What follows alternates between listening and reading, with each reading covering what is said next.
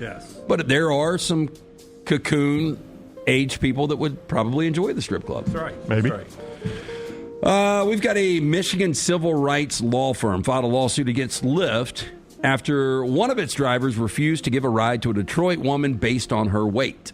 Well, I mean, if I'm in a Kia Soul, yeah, it's my car. It's just not going to work. If you're driving a Fiat 500. Yeah. She's the one standing on the side of the road. Yeah, I'll get to it, and you guys tell me. Like, I don't know how big of a, well, it's obviously a big problem, but I don't know if this should be the story that it is. Now, according to the complaint from Marco Law on January 18th, Dawa Blanding, a self-described BBW rapper who also goes by the name Dank DeMoss, called a Lyft for a ride from her home to watch a football game at her cousin's house. But when the driver rolled up in a Mercedes-Benz sedan, he locked the doors and tried to drive away. Now, when questioned, the driver told Blanding she was, quote, too big to enter his vehicle. A video of the interaction posted on Dank DeMoss's TikTok page went viral, getting viewed hundreds and thousands of times. In the clip, the driver, who is not named in the lawsuit, told Blanding he was canceling her ride and told her in order she's gonna have to order a bigger car. I got the driver's side on this. You guys know I'm the moderate person on the show, and I love every human. We should love everyone, and good shot. And nobody should be mistreated, no matter their size, whatever. But it's just a situation where it's a smaller car. That's right. You're a bigger person. She can't sue Delta if she can't fit into a seat. Right? Yep. She can't sue Delta Look, for and that. this is book by cover. The story of that one lady who has to buy a second seat. Oh, yeah, that happens to bigger people. Because she got a second seat ain't going to work for her. I'm not even sure in the aisle there. So do you guys... She can't sue Delta. I'm sorry. Play Carney real quick. What do you think the weight is? Oh, I don't even know how to guess on something like that. I mean... 500? Yeah, it starts at 500. I don't even know her height, but it starts at 500. Okay, so here's the thing. Like, I know there's thyroid problems, and I hate it for certain people that can't do certain things and they can't help it. And you can just get on the wrong side and you can never beat it, man. But I would say at her listed weight of 554 pounds, she can do something about it. Back up from the table. Well, I was very close. 554 is the 554. weight. Yeah. Are those the two attorneys in the photo? Did they win? I mean, I'm just, again, book by cover. I'm assuming those are two attorneys. He's proud of his client. I think so. Yeah. So they won the case? They won the case? I don't think they won the case. I think this is just... Now, the lawsuit seeks compensation for stress, mental anguish, attorney fees, among other damages. Yeah, attorney fees is going to be key there. And states that the incident was a violation of the Michigan Elliott Larson Civil Rights Act. It's probably why every trial should be a jury trial. See, I think this is like a Six Flags situation where, like, if the lap bar doesn't go That's down, right. you can't ride. You can't help it. You can't ride. I'm If sorry. you're not tall enough, you can't ride. Dude, she's so big she can't even clip her earring. Yeah. Look at that. You can't go to the screen machine. Yeah. That's a weird looking earring. That's a heart. It's a heart that's missing something. Missing part of the heart. Yeah. Her heart broke. And finally, this pretty incredible story here. The wife of an alleged drug kingpin unknowingly played a huge role in his arrest. In her bikini vacation. Next Round Live on Twitter, Instagram, Facebook, and YouTube. The social media team at Next Round Live is dedicated to giving you daily news conferences and practice video from UAB, Alabama, Auburn, and around college football. Follow and compare to the sites you used to visit. You'll also get the latest highlights and news from the Next Round Daily Show. Turn on the notifications so you don't miss a thing. Next Round Live on Twitter, Instagram, Facebook, and YouTube. See more at nextroundlive.com. Hang out with the Next Round on the go. Whether you're driving to work, running errands, sitting on the beach, or you just need a break from the real world, we can keep you company. Check out the Next Round, Mystery Fifth Hour, and our other shows on your favorite podcast app. We'll meet you there. Everything Next Round is on demand now in the podcast section at nextroundlive.com. Follow Dunaway on Twitter and Instagram at Jim Dunaway. Jim Dunaway, Lance Taylor, Ryan Brown. Live from the Birmingham Racecourse Casino Studios, the Next Round, presented by Bud Light, is on now.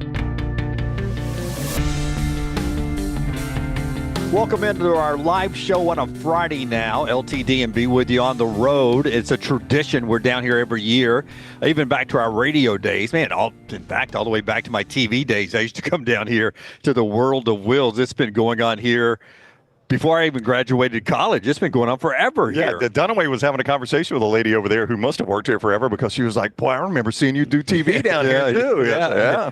You found your way in this morning. I remember I used to have to unlock the door. You come in to do TV down here. Do you still get asked to go to elementary schools and speak? I do not. I was never a big elementary school speaker. That was usually the weather people. That was got to go do that. work. Yeah. I did go shoot our weather person with a photographer one time. I went and shot as a TV terminology. Yes. Probably can't use anymore, but back then you would shoot somebody. You'd go video them at a place. And I never worked for Fox 6. What Pat Gray was. Yeah. I loved Pat Gray. Fox 6, it's always been the sort of the number one station in town, and I never worked for them. I worked at 13 and 42, and I would go to elementary schools, and every time they'd see a TV camera, they were like, Channel 6, Channel 6. I was like, actually 13.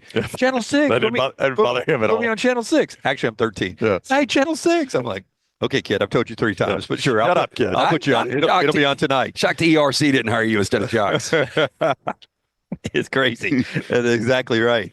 Well, technically, they didn't hire me. Brown did, and then you did. You keep me around. Well, here we are. We're at the World of Wills. So tell us a little bit about the World of Wills, and we'll show you around this place on our social platforms. This is one of those great events. I remember coming in the late 80s with my old man. My old man, so, maybe it's a generational thing because my son, Jack, loves cars. My old man loved cars. I get really interested, and there are fascinating cars here. But I used to come as a kid, and because more so my old man wanted to come, and now I come every year because Jack wants to come, and Jace loves cars. But they're opening the doors today at 3 o'clock. It'll go 3 to 9 tonight. Tomorrow is the really expanded day. On Saturday, it'll be 10 to 9. And then finally Sunday, they'll open the doors again early, 10 to 6. So you got 3 opportunities. Come all weekend. It's the O'Reilly World of Wills. We do it every single year. I think it's always kind of this weekend, which is the last weekend of January, the first weekend of February. But tickets are available for walk-ups. You can get them at any of your O'Reilly stores. But we're going to be hanging out for a few hours. We'll give you more information. But a lot of things going on. Yeah, it's a cool event. Cool event. The kids love it, I think. Just coming in. Any kid that likes a car, you can see every kind out here. Yeah, great opportunity to introduce them to Hot Wheels, too. They got a Hot Wheel track over in this area here. And well, there's always celebrities, too. So a few years ago, my son was a big Bunked fan, a show on Disney. Yep. And before that, it was Jesse. Well, Peyton List, who is now one of the main characters in Cobra Kai, she's starting to get a lot of work. She was down here for a meet and greet, and this was in 2017, and I brought Jackie, who's a huge fan. And so he got to sit down with her and was just blown away. But for the kids, they always have something like that. I actually think for the kids this year, it's Oscar from The Office. It is. Oscar from The Office is going to be here. Yeah. Zach asked, Jace, is that 70s style lounge still in the exhibit hall? Oh, right there. We just sat in it. Yep. It is. Doesn't change. Literally behind the camera, and 70s style is a great description. Yeah, with a one-hole bathroom right there next to the bar. If Don Draper and Roger Sterling were leaned on the bar drinking a old-fashioned, you'd say, yep, that works. Do you think that a baby was ever made on that couch? Lance. It is the exhibit hall. Oh, I would guarantee you in the years of this place. Ironically, I think you've asked that question every time. Not every time, but you've asked it before one time, and I think we decided yes. It's the longest couch, if you call that a couch. I don't know what you'd call it. It is. I've ever seen. That's a good 20 yards. You know what? I'm assuming this probably used to be the smoking. Yeah. I'll watch, when I get bored, I watch an episode of The Sopranos, and it's amazing to think back in. So first year was 99 to the early 2000s, how you still had smoking or non-smoking and then first available. And you would have sections that people were smoking. I was watching the Dr. Melfi where she asked the woman to put her cigarette out. But I would assume this was probably the smoking area back in the day. So people would come line these couches up and smoke cigarettes when everybody down here was walking around looking at cars. But this was the VIP. It was the bar area. Right. It's you had to have a special ticket to get up here for whatever event was going on here, whether it was a prom or a Mardi Gras ball or whatever was happening here. Jace says most people ask if somebody's died on that couch. Yeah. Lance asked if somebody's had. That's excellent. Oh, I would bet somebody's died on that couch. I would too. Now that you mention it. I mean, what year was the building erected here? Like 75? It was 75, 76, mid 70s. Most of it has been updated since. So 50 years of all of these events, people have died. There's no doubt. Back when prime rib was eaten 3 times a week, including after church on Sunday. Yep. Smoking cigarettes, drinking alcohol, overweight guy up there. Absolutely. I bet somebody probably proposed on that couch. Yeah. A more positive story.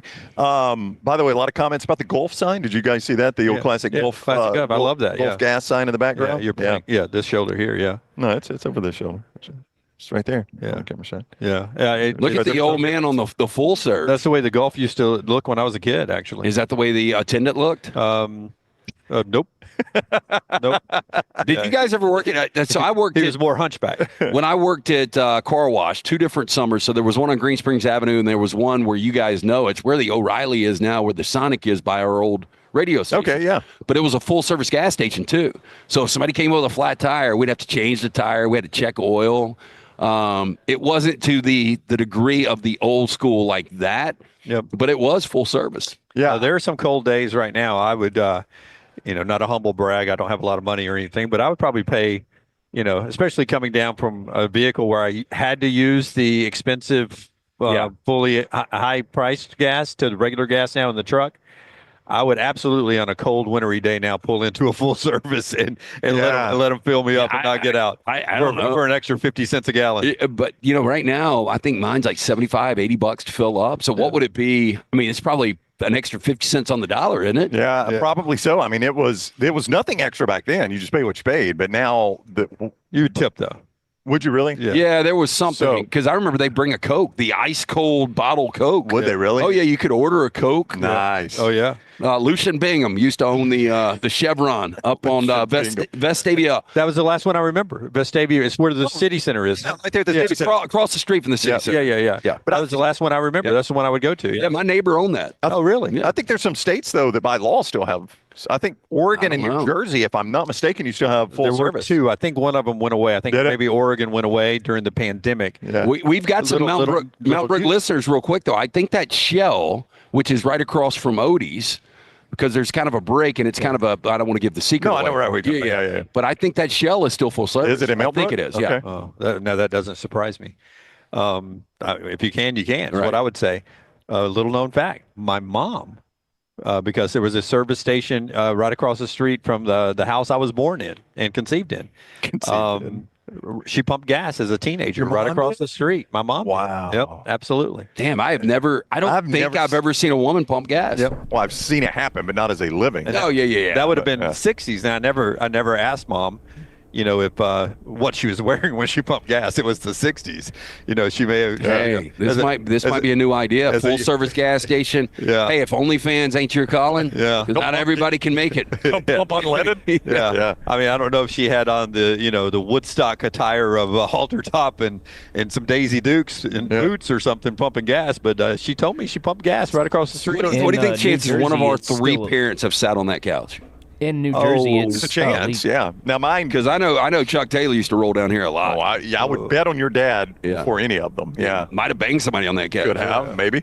I would bet my father-in-law, who did a lot of trade business selling educational stuff, I bet he's had a cocktail talking business with somebody over there. What does that educate? Like, was he an inventor? No, he sold books. You see him? He sold books, and then his books transitioned to software, computer software, and that's what he sold. Maggie sold it with him for a while, right out of college. You want to know, like when I was growing up, my Uncle Troy owned a gas station in Alexandria, Page's One Stop. Right.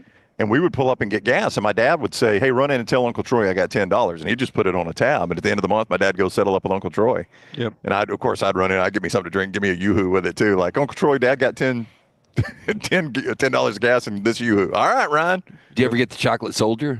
No, I was a Yoo-Hoo guy. Okay. Yeah. So you'd go at the end of the month, and it wasn't just because we were family. Like, that's the way Uncle Troy operated. Uncle Troy's store was everybody had a tab, and you'd go in at the end of the month and settle up the tab. It was easier that way. Yeah, it was. It's like today it's payday at the next round. There are we'd run to the gas station right now. We'd settle up on payday. Yeah, Jennifer, I got to go settle up the gas bill. Yeah. There are still mom and pops that run tabs in this town. Do they really? Yeah. Now, golf courses do a lot because I grew up working at a golf course in my neighborhood there, and they'd come in and say, Ryan, I had a 6-pack of beer. Yes, sir, Mr. Johnson. And, you'd put a 6-pack of Bud Light on his tab there, and he'd pay it at the end of the month. It's actually a smart business plan. Yeah. Like Shaya's, you can get a tab going there, and like you walk in, you have a couple of drinks, and the next thing you know.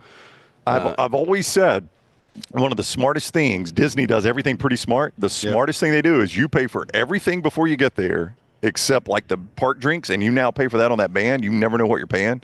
Like I could be paying $6 for a Diet Coke at that point. I don't really care. I want a Diet Coke that bad.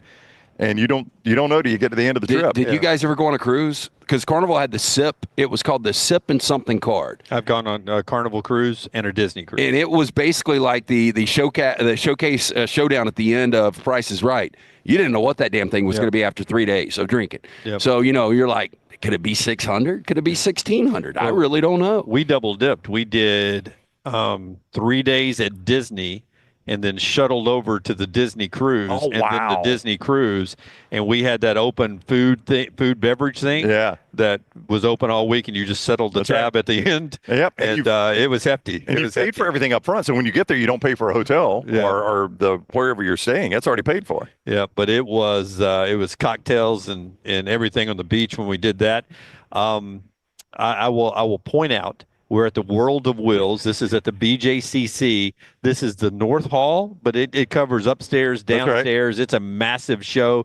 Opportunity to come down starting today throughout the weekend. You can get tickets at the doors or at the O'Reilly Auto Store in your neighborhood. It is a great way to get out and enjoy the weekend, a good family fun, and all of that. Our friends at Storm Restoration Roofing gets us started today as we'll jump into the sports headlines. Greg from Pell City wants to remind you that in the last few days and weeks, insurance companies are changing the way they cover your roof, they cover your home, and there's some new fine print, if you will, about storm damage to an older roof. So if you've got a roof that's 5, 6, 7, 8 years old, you probably need some information. And Greg from Pell City has told me he wants to help you out. If you will call him up, 205-542-3531, 542-3531. Greg will come out. He'll give you a free, no-cost, no-obligation roof inspection, but he'll also explain to you about your policy, what kind of coverage you need, if something happens to that roof, how they'll handle it, the roof replacements, all of that. It is Storm Restoration Roofing, locally owned for over 20 years. You can't beat those great folks at Storm Restoration Roofing. He and Andrea do a great job there. A+ rated with the Better Business Bureau, and he handles everything from storm damage to roof replacements and everything else. Go check them out. Right there it is, Storm Restoration Roofing. Greg from Pell City on Facebook. What a historic day yesterday. I've joked with Little T on the basketball show last night. It's out this morning about I've been alive when they put man on the moon. Yep. I've seen Auburn and Alabama win football national championships. I've seen Auburn and Alabama go to the Final Four in basketball. I was blessed enough to go to both of those events. But I never thought I'd see a bracketology that would come out from Joe Lunardi that would have Auburn as the number 1 overall seed in the tournament and Alabama as a 1 seed, number 2 overall in the tournament. But that is what we saw yesterday from freaking Joe Lunardi. It's crazy. I mean, it is weird to see it, and even weirder to think it's not that crazy. Like, I can see this playing out that way, that Alabama and Auburn right now would be the 1, and Alabama would be the 2. Or if nothing else, they're in the top 4, and they're both 1 seeds. I mean, that is... Would you say the odds are more in favor of that happening or less in favor of that happening? Well, I'm trying to go back. So 2 great brands that were in conference, big rivals. You'll see it this weekend, UNC and Duke. I've got the answer to what you're about to ask. I did the research this morning. He looked it up. I would say twice. Well, I did not know that's what you were asking. Okay, but most recent. I thought you were going to ask when has it happened. 2019 was when it last happened, Duke and North Carolina. Yeah, I was just going to ask how many times this happened. I remember when it happened, but I was wondering how many times. That's a good question. My point was going to be North Carolina and Duke traditionally in the top 10, and it just doesn't happen. So I still would bet against it ultimately happening. And in case you're wondering, in that year, do you know who the other number 1 seed out of the ACC was? Virginia. They had 3 number 1 seeds. Gonzaga was the 4th one. So you had 3 ACC of the 4 1. That's when North Carolina beat Gonzaga, right? I think, no, 2019 was when Virginia beat Auburn in the semis, and then Virginia beat. Oh, okay. I was looking for when they actually got to Final Four. Okay, yeah. Yeah, no, we were talking about just the seeding of Because the Gonzaga UNC year was the year you did stand up. Yeah, yes. Never forget. And by the way, going and hitting a 3-pointer at 5 different places is better than doing stand up. The most recent time I lost the bracket challenge, but having the number 1 overall seed, number 2 overall seed in the tournament, North Carolina and Duke had done that before, and that's where we're heading right now. You had North Carolina, Duke, Virginia, your top 3 seeds. Gonzaga was the 4, so you had your top 3 out of the ACC, which feels a lot like the SEC does this year. Yeah, if it wasn't for Duke, I think you could easily get that. I think you could, but I made the point to Dunaway, and I want to come back to the seeding there, but I made a point to Dunaway. I think Duke right now, they may be at the peak of the way they're viewed. Now, if they don't lose another game, none of that's going to change, right? If they go undefeated the remainder of the season, which could happen. But if they drop a couple of ACC games, which may not happen, but if they do. I mean, they're winning all these games by double digits. I know. That's what I'm saying. It may not happen. But if they do, it's not the conference it once was. So, no, but I get it. But I still think, I think Dunaway a couple of weeks ago said I think Auburn could lose 5 regular season games still and be a number 1 seed. And I still believe that. I think not that they're going to lose 5, but they could. No, I think Duke could lose 2 in the ACC, still be on that 1 line. And it's hard to find more than 2 losses right now. No, for Duke. it absolutely. I mean, Louisville's good, Clemson's good, but North Carolina at any given time could beat them. But I would say it depends on what Florida, Alabama, and Marquette does down the stretch. There's if Duke did lose a couple in the ACC and Iowa State, I think Marquette's ahead of Iowa State now, and in the not maybe in the metrics yet, but in the committee's eyes, that Marquette maybe is a little higher. Yeah, I just wonder what that Caleb Love 60-foot shot is going to ultimately do to Iowa State. Yeah. I'm just saying I could say maybe even Iowa State, but I'm just saying there is a scenario because of the weakness of the ACC where I could see Duke falling to a 2 line if they lost a couple. But none of us think they're going to go on a losing streak. So. But my point is, I think this is the height of the way they're viewed, right? Yeah. I don't know that they can add 2 unless they just go undefeated, and that's not going to drop anything. Back in 2019, in case you're wondering, North Carolina and Duke played 3 times, like Alabama and Auburn could this year if they meet in Nashville. Or the NCAA tournament. Or the NCAA tournament. But going into the seeding, North Carolina won the first 2, 1 in Cameron, 1 in Chapel Hill, and then Duke won the tournament. So in case you're wondering, like, well, what would happen if, say, Alabama swept Auburn or Auburn swept Alabama? Didn't impact Duke. They got swept in the regular season. And I think we've learned how little, when it comes to the top end of the bracket, how little the committee pays to a conference tournament. Like, if Alabama and Auburn were 1-2 going into this, they're 1-2 no matter what happens in Nashville. Paul on Twitter pointing out to us just with the resumes that Alabama and Auburn and Alabama have put together, there is a gap between Auburn, Alabama, gap, Duke. So Auburn, gap, Alabama, bigger gap to Duke. So there is a way that Alabama and Auburn playing each other doesn't really impact them, wins or losses, that because of the strength of schedule and what they do against other teams in the SEC, that they play each other and still could be the 1 and 2 overall seeds in the country. It is a scenario out there where the numbers back up that the strength of the resume. Long way to go. It is. We're February tomorrow, so we're a month away from I still think March. we will make it back to the moon if we ever, in fact, got to the moon before Alabama and Auburn are both 1 seeds. Ooh, I would bet against that. My gosh. I think we're on path for it to happen this year. I don't even know that. No, we're on path for it to happen this year, but again. We're not on path to getting to the moon, though. NATO and Bruce Pearl are actively working. I don't think NASA is. Yeah. I mean, they're working. They're not working on that. I mean, like, you hear these numbers about, like, our technology has advanced more in the last decade than it has in the history of mankind. Alabama and Auburn basketball have advanced more over the last couple of years. Oh, I agree. Than the history of all of basketball. Real quick, Brody says the Big 12 champ will get a 1 seed. If it's Houston, yes. If it's Iowa State, maybe. Yeah, I think either one of those. I don't know that Kansas can play their way back up into the 1. I'm looking at the net right now. They're 8th at 15-5. But Kansas, that was death taxes, and Kansas winning the Big 12. I know. Now in Vegas, I think Houston is your favorite, then Iowa State, and then Kansas. Yeah, I would say this. Strength of conference this year, the Big 12, to Brody's point, has been really, really good recent years. and they're still good this year, and they're still deep. But I believe it is SEC and I think Big 10, Big 12 in Ken Palm in your right conference? now in the strength of conference. Big 10 in front of the Big 12? I think the Big 10. It's amazing how much love the Big 10 gets just based on the fact that, I mean, and we'll say it again, they haven't won a national championship since. Yeah.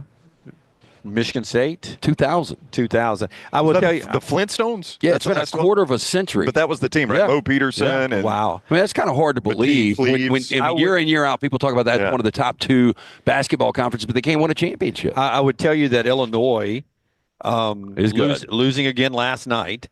By the way, we had the other side of that, a little Nebraska. Yeah. The mayor. Nebraska beat Illinois last night to keep Nebraska's hopes alive. So you do have some Big Ten teams. Purdue got upset earlier this week that are starting to lose. So the Big 12 may have jumped back over the Big 10, but they've got 9. They've got 9 bids in the last Lunardi bracketology there. Before you finish that thought, my friends at Urology Centers of Alabama want to remind you that as you age, guys, from your 20s to 30s, 30s to 40s, and so on, you want to stay on top of your health. You can do that with our friends at Urology Centers of Alabama. 16 great locations. Find the one nearest you by going online, urologycentersalabama.com, urologycentersalabama.com. Check them out. Use the number on your screen there. They will help you, get more details. Find a location near you, 205-930-0920, urologycentersalabama.com. Finish that thought. I was just going to point out on the Ken Palm with the Big 12 and the Big 10, the Big 12 much better at the top than the Big 10. So in the Big 12, you've got Houston, who right now, by the way, is the number 1 team in Ken Palm. Yep. That has gone between Auburn and Duke and Houston of late. Houston is currently number 1 in the Big 12. Iowa State is currently number 5 in the Big 12. Kansas is currently number 9 in the Big 12. The only Big 10 team you have in the top 10 is number 8, Purdue. But then once you get into that 11 to 20 category, you start clicking off a lot of Big 10 teams. You got Texas Tech from the Big 12 at 11, but then you got Michigan State at 13. You've got Wisconsin at 17, Illinois at 18, Maryland at 20, Michigan at 21, Ohio State at 22, UCLA at 27. I guess if the Big 10 is in front of the Big 12, it's because of that middle more so than the top. By the way, UCLA with a big win last night on the road at Oregon. They won easily. That's an interesting team when you get to the tournament as well. Nebraska beat Illinois last night. Not a good night to be ranked Big 10 teams last night in basketball. I know I'm blowing up the sheet here. Yeah. John says there is actually a moon landing scheduled in 2027 or 2028. And he says, I need to send you guys an Artemis T-shirt if we'll wear them on set for the moon landing. Yeah. So that's apparently how long we have to go for this bet. If you guys want to stake bet it, I would take an extra large in that T-shirt. I would too. I'll wear it. Wear. Yeah. Is that a private? Is that Elon Musk company? Who is that? Artemis is. I don't know. Yeah. I mean, but I would lean Musk. Yeah. Tyler, do you have any idea on Artemis? Is that an Elon Musk company? I am looking it up right now, and it says the Artemis program is NASA's mission to explore the moon and prepare for human missions to Mars.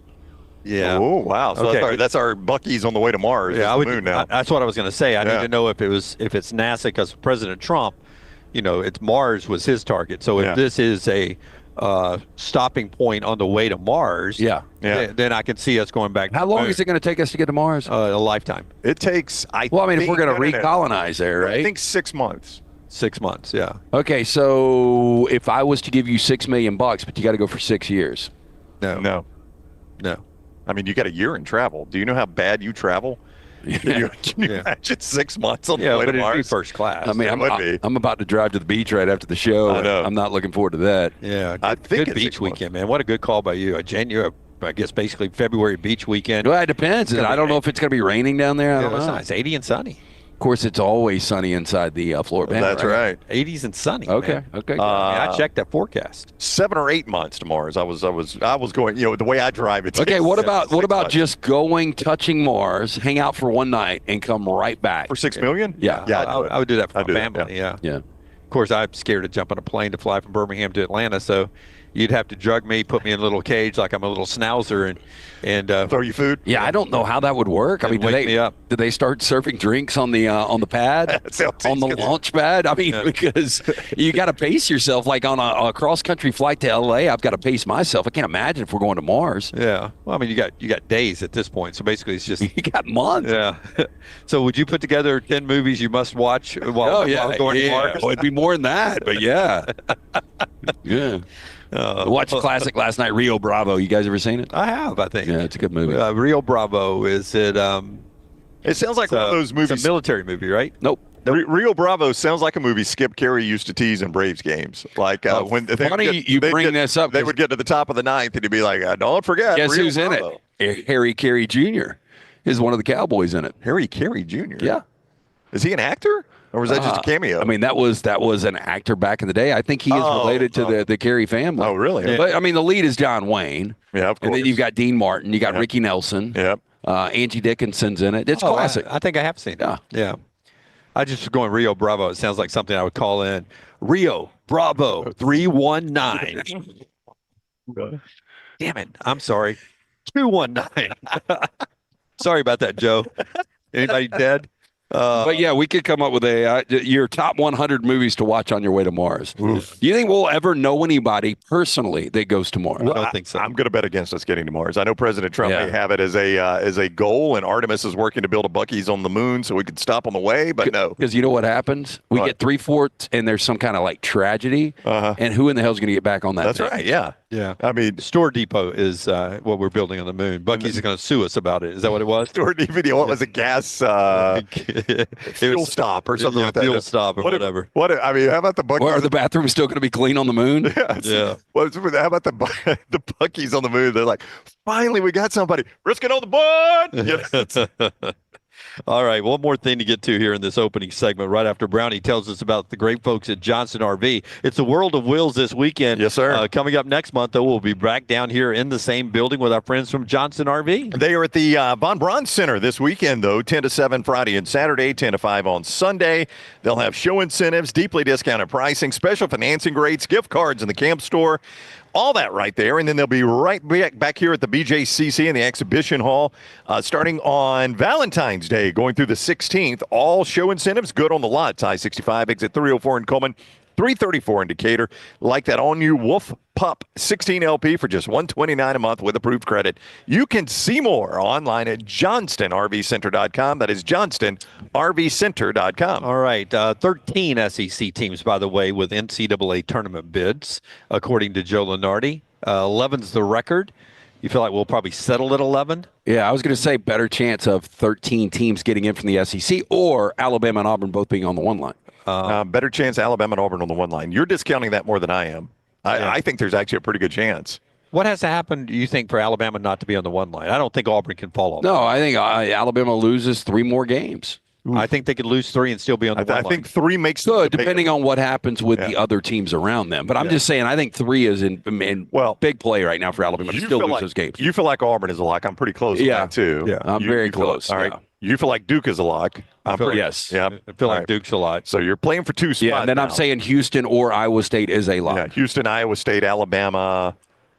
That may be it. Well, I would just say Houston, Iowa State, Auburn, Duke, and then everybody else play for 1. I was just talking about the teams that are playing for those last 2. If you think Auburn and Duke are a lock, you would put in what group? Houston, Alabama, Iowa State, Purdue? My belief is Michigan that State. You'll have 3 SEC teams as a 1 seed, and you'll have 1 other team, Duke most likely. I don't think Houston gets there. Keep in mind, They're head-to-head playing so much better, though. Head-to-head wins in the regular season, Alabama and Auburn both over Houston. Yep. And you can't, anybody that's in contention for a 1 seed, Auburn beat. Auburn's already beat. Well, I'll tell you what's crazy. Except for Duke. In the net right now, Tennessee and Florida are still in front of Alabama. Yeah. In the NCAA's net. They love the net, loves itself some Tennessee. Yeah. Tennessee cannot die in the net. They're number 4. This is a Tennessee team that is everybody's like, I just don't think this team's as good as they can be. The net's like, no, they're number 4. They've lost 3 or 4. We'll talk more about the weekend ahead in the SEC coming up. When we come back, though, second-year coaches, Hugh Freeze has just finished year 2. CBS Sports sort of has graded the year 2 coaches. We talked about the year 1 coaches. what grade they gave Hugh Freeze.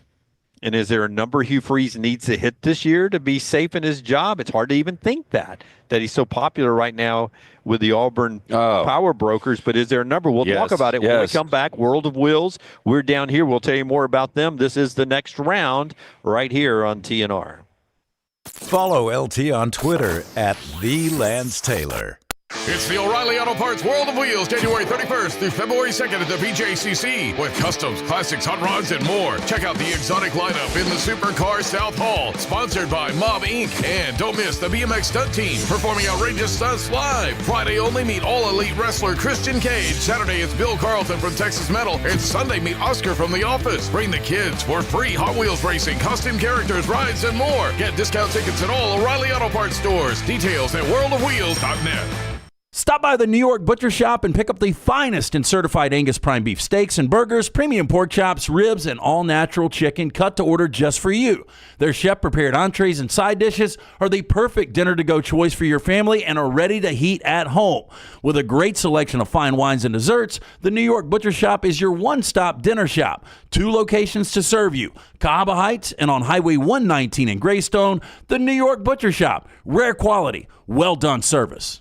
This hour of The Next Round is presented by the Birmingham Racecourse Casino, now featuring 7 days of giveaways with your chance to win a share of up to $125,000. The more you visit the Birmingham Racecourse Casino, the more chances you have to win. It's time to pull the trigger on the Next Round merch that you've been eyeing. We know there's a lot to choose from at nextround.store, so here's a few of our favorite picks. If you want to match LT and Brown, go with the TNR logo hoodie and throw in one of Dunaway's favorite hats. Any of them will do.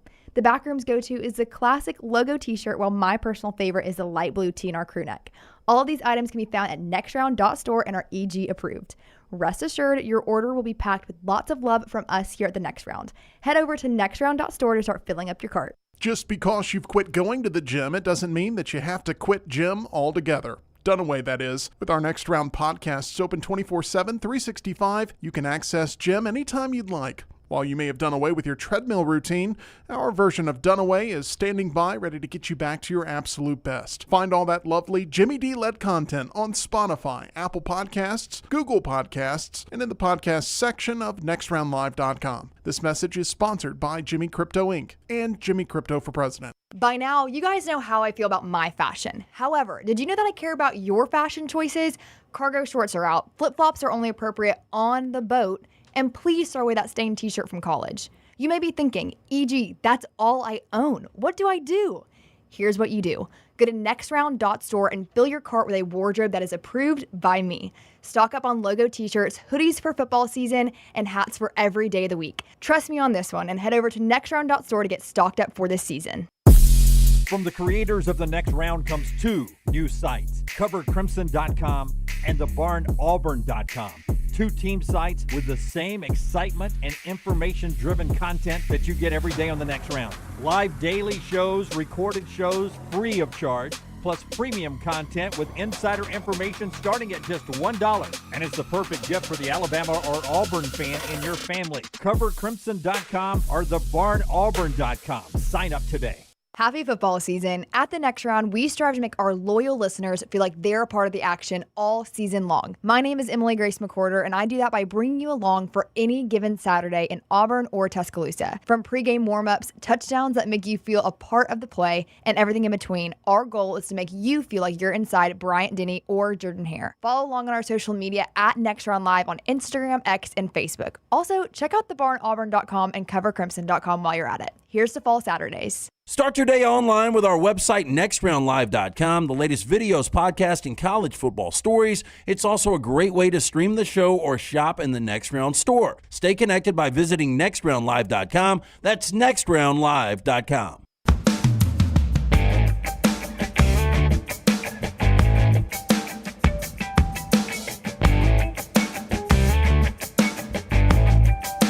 Back with you on the Next Round, live from the World of Wills. 204 days until we get to the college football season. Show 879 today. And another one from down here at the BJCC in the World of Wheels. Again, LT, folks that are just joining us, how do they get tickets and when can they come down here? Yeah, so the doors are going to open today at 3 o'clock. Walk-ups welcome. You can go to O'Reilly Auto Parts, any of those participating ones. They've got tickets available right there. Doors will be open 10 to 9 on Saturday and then 10 to 6 on Sunday. Again, for more information, just go by O'Reilly Auto Parts, but it's the Birmingham World of Wheels all weekend long. And, man, they got a lot of stuff here. Boy, they do. I mean, it just keeps going and going and going. Yeah, I enjoy this so much. I know the kids do too. Make sure you come down here and do that. I thought the roof was leaking. LT said he spilled his water. Yep. LT went Rick Barnes earlier. And then I said, when I walked back, I was like, God, the roof's leaking. LT said, I spilled my water. And I said, would you be shocked if the roof was leaking? We both went. I was just, because I've always thought the design of a flat roof, I don't understand. I mean, I know there's technology that keeps it from leaking, but I've never understood a flat roof, how hard it is to keep them from leaking. Herb used to have a sponsor. You remember that? Herb, way back in the day, had a sponsor for those flat roofs where you could put stuff on it to keep it from leaking. Yeah, I did. I don't remember. I can't remember who the. I probably could list 15 Herb clients back in the day. Yeah, but not that one. Yeah. So there's a. Well, my water did spill, or I spilled my water, but here's another puddle here that has nothing to do with mine. It's not running downhill towards me. Could be. Yeah. I mean, maybe. Yeah. Yeah, that's the one I saw when we were coming back on all the wiring, and I see that, and I see that EG is setting in the actual studio just in case something goes down here. So it may be the EG show if we start sparking here and being electrocuted. That's it. All right, CBS has year 2 grades. Okay, well, first of all, set up the guy. So Hugh Freeze was a year 2 guy. Right. Who else do we have in the mix for year 2s? I'll just read them and we give our grade. Okay. Yeah, all right. And you can give me your grades. You gonna save Hugh for last? I can. Yeah, do that. This coach is 14-12 in his second year. Mm-hmm. See if I can how quickly you can how quickly you can name him. Luke Fickell. 14-12 in his second year. He took over a dumpster fire. Not Luke Fickell. Out west. And has led his team to a bye in the college football playoff. Wow, yeah, he gets an A+. It is Kenny Dillingham. Yeah, he gets an A+. Yeah, I mean, year 1 was a disaster. You understood why, though, and what he has done in year 2 has been nothing short of remarkable.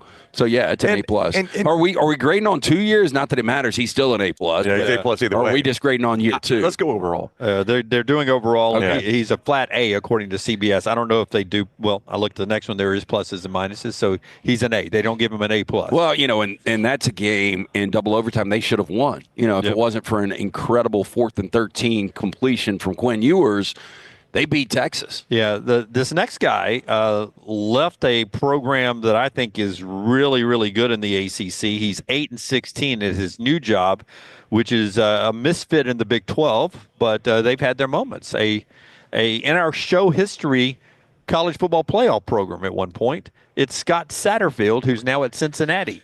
I would. What's his record? 8-16. Yeah, that's an F. I expect more out of Cincinnati. I know they got a new conference, so maybe I'm judging them. No, I mean I go Brian Kelly, Butch Jones. I mean even Tommy Tuberville was a 7 or 8 win guy at Cincinnati. Yeah, Cincinnati should be a better job. Obviously, Fickell got him to a 14 playoff. Yeah. That is a solid F. Yeah, everybody has won there, and that was such a weird move too for Cincinnati, not for Satterfield. He was getting out one step in front of the posse at Louisville. Yeah. It was just a weird move to me for Cincinnati to hire him. I don't know what he had done at Louisville that you're like, there's the guy I want to take me to the Big 12. And if I'm a Cincinnati fan, you're leaving Louisville to take our program over? Apparently they didn't want you. Yeah. We always got the feeling he was beating the posse out of town on his way to Cincinnati. D+ is what they say, but I would give him an F as well. This next guy's 13-12. He is okay with bright lights. In fact, you would say his best work has come in the prime time of college football. He's Deion Sanders. That's an A. I got to give him an A when you consider how bad that program has been over the last 20 years and where he has taken it. Yeah, much like you can't. I can't put a number on the publicity Taylor Swift has done for the NFL for that demographic. Same for Colorado football with Deion. B+ is where they go, but I'd be okay. Wow. I'd go with an A. Well, that's close to an A. That's tough. Yeah. That's the worst program that you have named yet. Worse than Cincinnati. Oh, Yeah, Cincinnati's been to a playoff.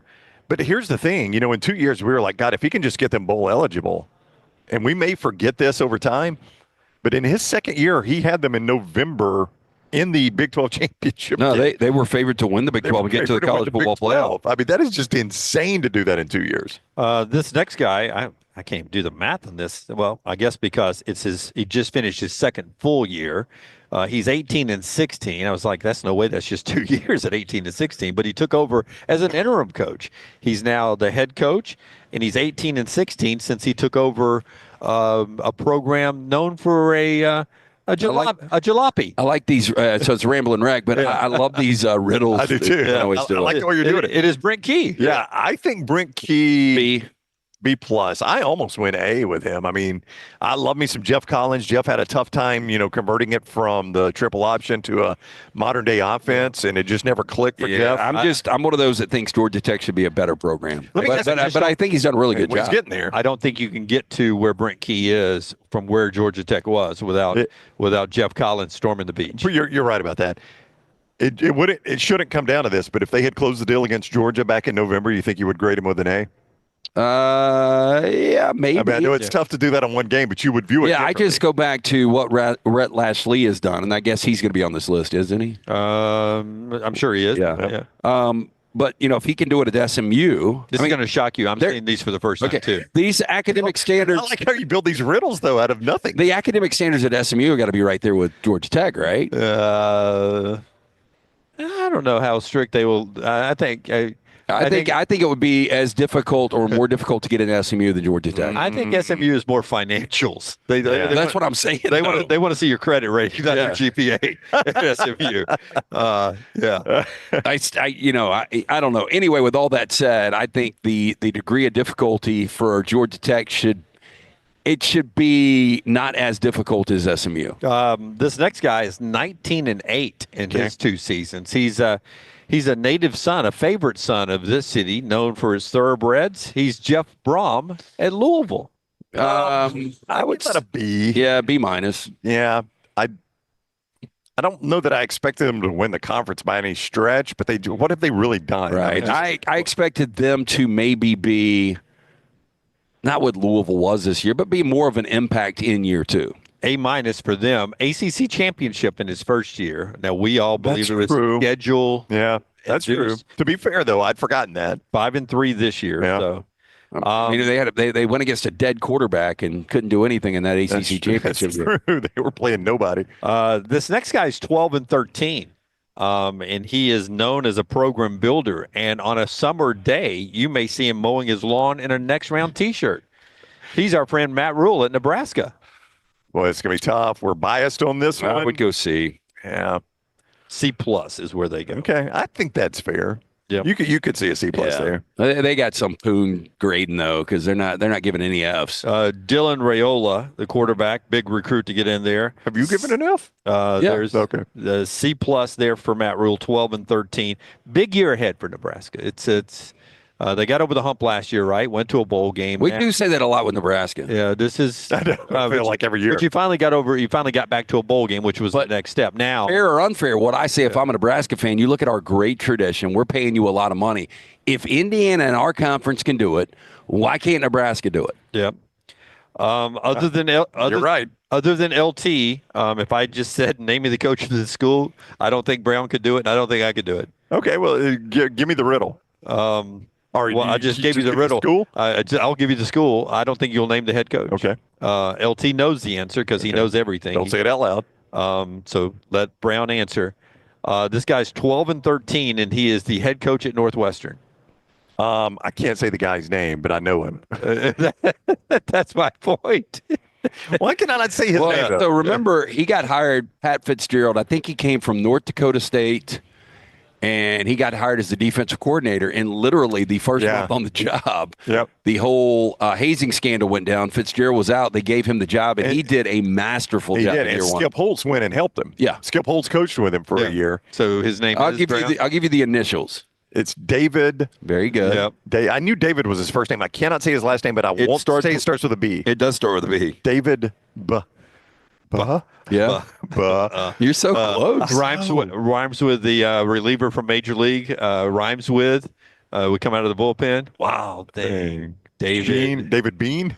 No. It was Ricky Vaughn. Ricky Vaughn, David okay. Braun. David Braun. David 12 Braun. and 13. They give him a C+, mainly because he had to play on campus at the practice facility. And I can't believe they only gave him a C+. I know this year was down, but it was an A+ year one. And you're literally playing in a makeshift stadium. I mean, that matters, right? Or you're playing your games at Wrigley Field. I mean, Best looking stadium in football. Well, it's got a nice view. I'll give best it view in all of football. All right, I'll give it best view in all of football. this next guy is 5 and 19. So before I even tell you more, okay. Is it a power 4? Yeah, it is. Yeah. And they given him an F. Yeah, for the poon who's grading him. Yeah. They gave him an F. 5 and 19. He's Ryan Walters at Purdue. God, that job must be. I mean, Joe Tiller and his amber vision glasses must have done a really much better job than we thought, because Purdue is. I thought he got fired. He did get fired. Braun did for a minute. Did a pretty good Braun job. did a good job, but Walters got fired. Yeah, he did. Yeah, because they hired Barry Odom. Yeah. That's weird that he's on that list. Yeah, weird that How old is this? rating him. Yeah, by the way, easy for that poon to give him an F when he got fired. F stands for fired. Yes. It works out really good. Let me see. I got to figure out where this guy goes. By the way, when you said 5 and 19, Nicholas immediately said Dilfer. These are only Power 5, right? No, they're not. But Dilfer is 5 and 19, and I would also give that an F. Slow down. Sorry, Jim. This next guy coaches the Cardinal. I don't know which Cardinal. Oh, it's Stanford. Yeah, Troy Taylor. Troy Taylor, 6 and 18. They give him a D. I'm speeding up for time thing. This guy is 13 and 13 after 2 years, and he's got a playoff trip on his resume, but not at his current school. He is Luke Fickell at Wisconsin, 13 and 13. That's close to an F. That's a D. Wisconsin is not a 13 and 13 program. Luke Fickell has not been a 13 and 13 coach. He's already had to, he brought in Phil Longo to try to change their offensive identity. It was a complete disaster. Had to fire him midseason last year. Well, and correct me if I'm wrong. I don't remember, even in those 13 wins, I don't remember a signature win in 2 years. Their signature win was playing Oregon close. They played Oregon very close this year. That was a one-score game at the end. Yep. That's probably his signature win. Was we almost beat Oregon. Well, and they played Penn State close. Yeah, so that's true. Penn State had to fight to get out of that game, didn't they? Yeah. Yep. So did Minnesota, by the way. But some more of these after. Did you do Hemphill yet? I did not. Okay, tell us about Hemphill and Lance'sLock.com. Yeah, 205-229-2090. Again, Lance's Lock. Go there. We've got NBA college hoops available. We'll have the NFL Super Bowl 59 coming up with all the props. We'll talk more props with Todd Fuhrman coming up in a little bit. Always brought to you by our friends at Hemphill Services. Trust the name. Birmingham is trusted since 1954 for all of your heating, cooling, plumbing issues, any arise in your home or business, they are ready to serve you. Call Adam, Chad, Andrew, the guys there. Tell them the next round sent you. 205-229-2090. Hard to stop a train, or hemphillservices.com. And our friends real quickly at New Life. you're going to love what I got to read, though. Daniel A. Moore, newlifeart.com, newlifeart.com. The Legend, 6 national championships for Nick Saban. You can celebrate that with the iconic portrait there from Daniel A. Moore. He's done all the great pieces of work of Alabama football and basketball, big moments there. Check it out. Daniel A. Moore's work. You can get the new stuff, the future stuff, and all the retro stuff at newlifeart.com. Newlifeart.com. The promo code is TNR Brownie. Daniel in the chat says, honestly, Jim is a great point guard for the show and may not get enough credit for that from the chat.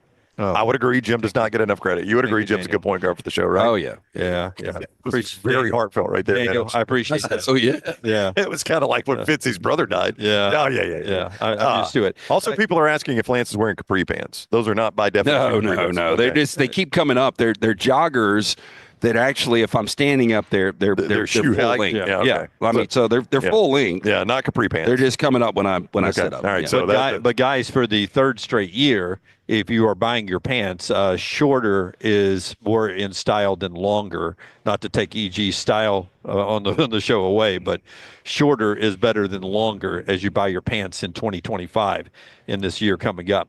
This next guy is 7 and 17 at his current program. You may be able to find him on our tee box at Vestavia or another golf course in the area. It's an F. 7 and 17 is the actual number. They go D-. That's as close to an F as you can get, I guess, and have your job.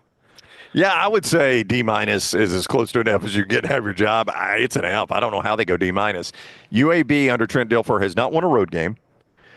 I don't have in front of me the record of the five opponents he's actually beaten, but it is atrocious to say the very least. And I think only 3 of them are FBS teams. I think everybody else he's beaten is on the FCS level. So this has been a complete and total disaster. Total disaster. I would say not exactly factually correct what you're saying. They're 6 and 11 in the AAC. So he's 7 and 17. So excuse me, 7 and 17. 7 and 17, 6 and 11 in the AAC. I'm sure six conference FBS wins. Yeah, we can get more into this. It probably is a bigger topic for another day. But all 3, Alabama, Auburn, and UAB, you've got coaches that have to make something happen in 2025. Yeah, well, that's the end question I'm getting to here. But Trent Dilfer is 7 and 17. They give him a D-, and that leaves us with Auburn's Hugh Freeze. As I go all the way back up to the top of the story, was he the lead in the story? Was he the photo in the story? He was a photo. One of the photos I saw on social media. Hugh Freeze is 11 and 14 at Auburn in 2 years. I consider him at this point still I consider him still popular with the Auburn fan base. Am I living in a glass house?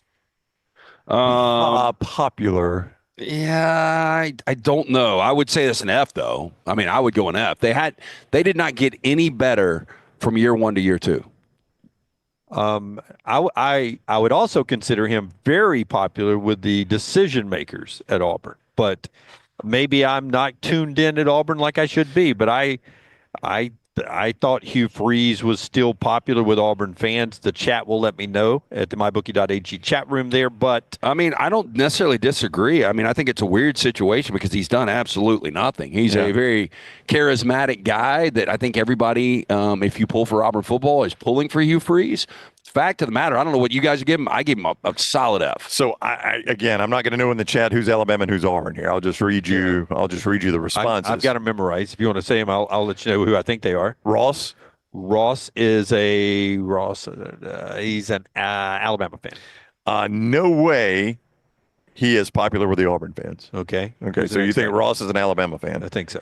Rusty, who would they get if they fired him? When he says they, I think we know who Rusty is for, right? Yeah. Tesla Talk, maybe an Auburn fan. Freeze is a terrible coach. Okay, Alabama fan. James was James Stallings in the chat room. If that helps. James Stallings. Yes. Yeah. You think that's related to Gene? I don't know. I'm not as good as this as I thought. Not the usuals. Recruiting, yes. On field, no. Laura, Freeze has got to make progress this year. Got to. Yeah. D+ is where they go. D+ for Hugh Freeze. I mean, I can Poon grade. Yeah, I can live with a D+. I mean, give me. His best win was what you're about to ask. Well, I was just going to ask you. Like, I could live with a D+ if you got better from year 1 to year 2. But I go back to year 1. If you don't lose that game against Diego Pavia in New Mexico State, and you don't have the 4th and 31. Yeah, 4th and 31. You know, you're 8-5, and it's a completely different looking thing. But you had those meltdowns, so you had a little bit to build off of. But was this team better than year 1 team? No. Yeah. I mean, I had better talent, but I think year 1 played better football. I mean, you had a more experienced quarterback coming back. You had all of these young receivers, and by the way, you can say they were freshmen. Jeremiah Smith was a freshman. Ryan Williams was a freshman. 5 and 11 in SEC played D+. So this gets me to my big question here. I mean, 5 and 11 is embarrassing. Yeah. And Tyler, if you've got the spotlight ready to go, this is my spotlight question. So if it's brought to you by McCurry, so hit the spotlight, man. The College Football Spotlight. McCurry Van & Car Rentals has those difficult-to-find vehicles you need to rent, the SUVs, the passenger vans, the trucks. They make it easy to rent. They get you in and out fast. Athens, Muscle Shoals, Huntsville, 2nd Avenue Northwest in Coleman, Skyland Boulevard in Tuscaloosa. Reserve your rental today, 256-559-1003 or McCurryRentals.com. By the way, Tom Fornelli, CBSSports.com, is the guy who gave the very generous grades according to LT there. My question in the spotlight today, brought to you by McCurry, is there a number Hugh Freeze has to hit this year to save his job? I mean, are we to the point where Hugh has to hit a number to save his job? Let me say this. I know it's different conference, but if in year one Kirk Cignetti can get Indiana to a college football playoff, if Deion Sanders can be in the conversation for a college football playoff at Colorado in November, Hugh Freeze has got to start winning a lot of games. They haven't had a winning season, Auburn, in 4 years. If he has another losing season, which I don't think he will, but last year I thought they could be one of the surprise teams, I think he deserves to be fired. Like, if they're 5-7 for whatever reason, he needs to be gone. Back to what that number needs to be to excite Auburn fans, I think 8 or 9 wins if you beat the right people. I don't know, but if I'm an Auburn fan, I'm expecting, this is crazy, I want college football playoff this year. We went out and spent money on a quarterback that we think is going to be really good. You don't have that excuse. We didn't go out. We talked to Hugh last year. Brandon Marcella told us at SEC Media Days they were building for year 3. Hugh kind of cryptically said the same thing. This is the year it's got to come together. In the chat room, we're not going to go Alabama or Auburn fan here. Don't know. Nicholas says 8 or 9. Morgan says double digit. Ross at least 8. 8's the number for me. Nicholas says 8 or 9 regular season. He clarifies.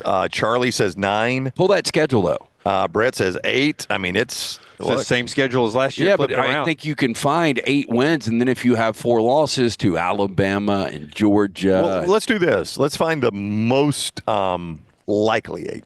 All right. Most likely 8 wins. Yep. All out of conference. All out of conference is at Baylor. I mean, I mean, Lance says that's going to be a toss-up game. I mean, but that's a win you need. I think I saw. I think I saw an early line on that where was Baylor favored? I or was think it a tight Auburn favor? Maybe. Well, it's in Waco, right? Yeah. I think Baylor's going to be favored. I don't know. It's close. I mean, right now I'd say Auburn won just because of SEC and brand, but Ball State is a win. South Alabama, my money and my child go to South Alabama. I'm still going to say that's a win. Yeah. Mercer is a win. So let's just give them those 4. Got to win 4 out of conference. Okay. By the way, this is the Matt Jones segment that he did with Kentucky. Yeah. Somebody's going to be playing this at another market. Yeah. Well, Waco Sports Talk 7:30. Welcome back to our July 4th preview show. Yeah, we go. I'm supposed to be on Waco later today, believe it or not. Oh, wow. These Yahoos in Alabama, they already given Auburn the win. I think they're 4-0 out of conference. They're 4-0. That's not even that crazy. That's what Matt Jones. That's not even that crazy. That's a pretty good raspy ass Matt Jones. It's weird. I can do Matt or Mac. It's Matt. Yeah, Mac is the quarterback. So that gets you to 4-4 in the league, right? Okay, so here you go. At Oklahoma, that's a loss. At Texas A&M, that's a loss. Georgia at home, that's a loss.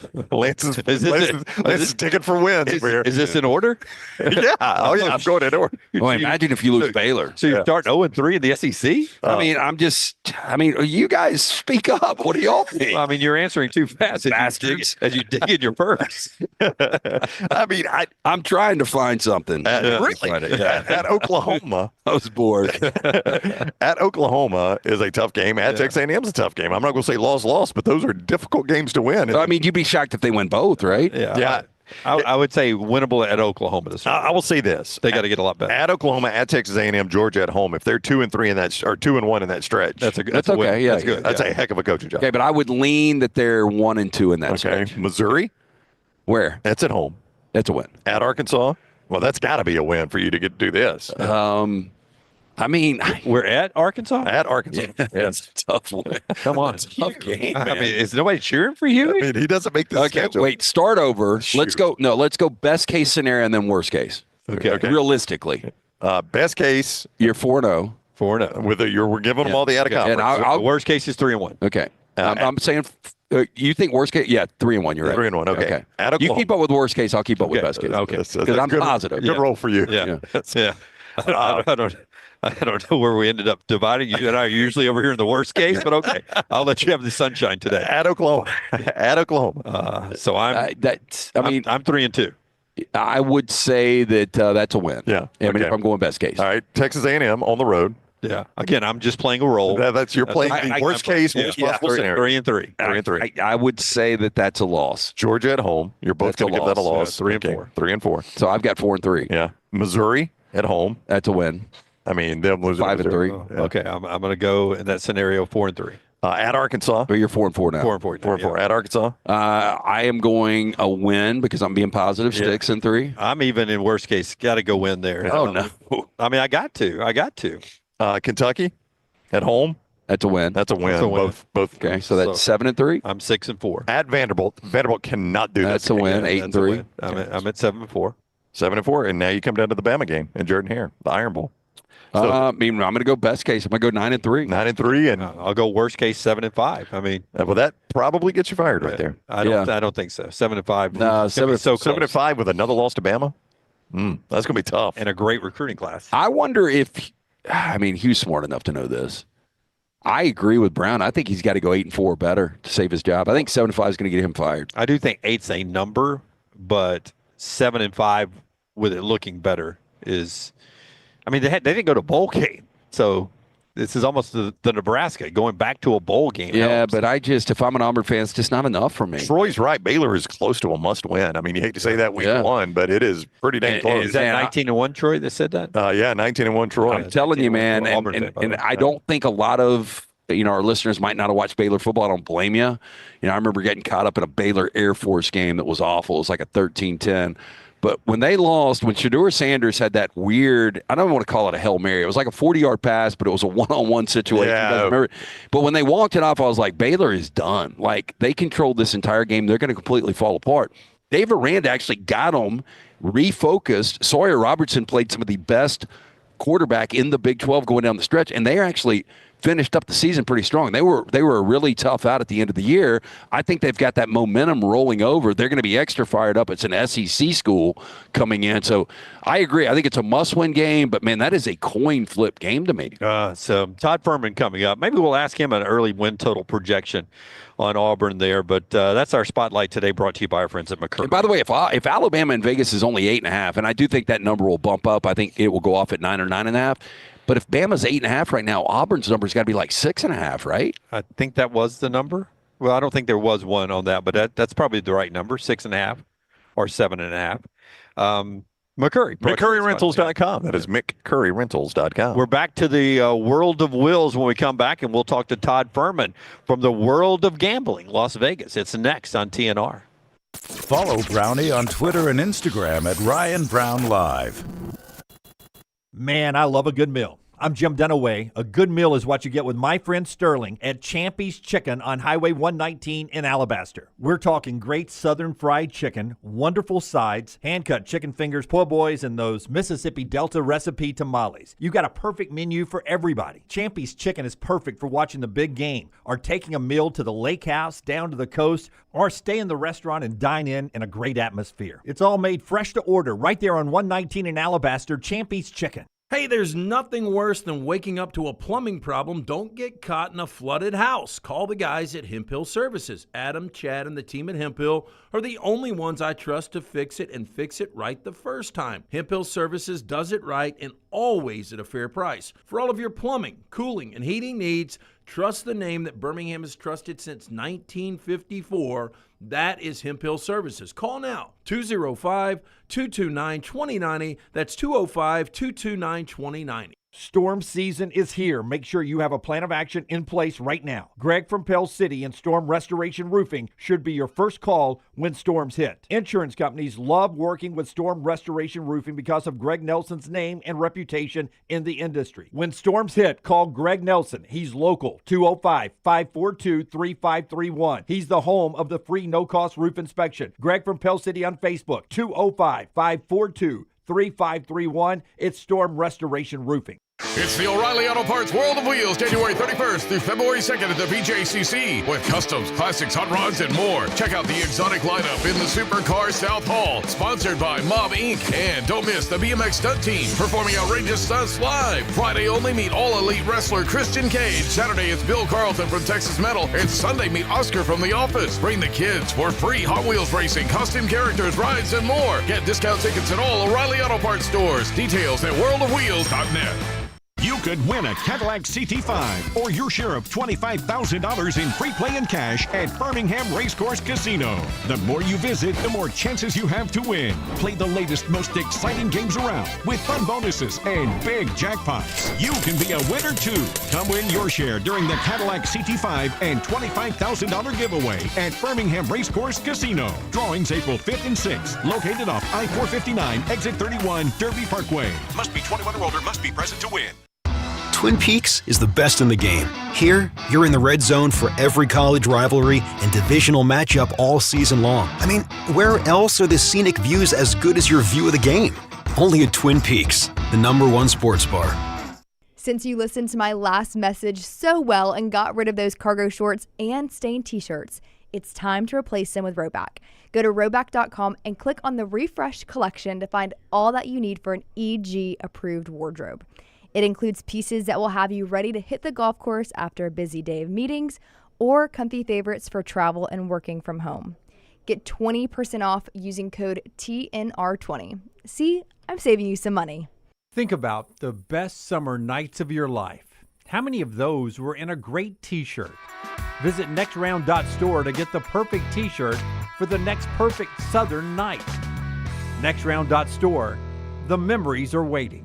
As we all know, there's no off-season when it comes to college football. If you want to stay in the know with all things Alabama, join us over on covercrimson.com and get $25 off your annual subscription. We'll keep you up to date and give you exclusive content all the way to the first Saturday of football season on covercrimson.com. All right, Auburn fans, I want you to become a member of thebarnauburn.com and join in on the fun. Whether it's recruiting discussions, off-season chatter, or the latest Auburn athletics news, we've got it all. Get $25 off your annual subscription when you sign up for your account at thebarnauburn.com today. War Eagle. Jim Dunaway, Lance Taylor, Ryan Brown. Live from the Birmingham Racecourse Casino Studios, the next round, presented by Bud Light, is on now.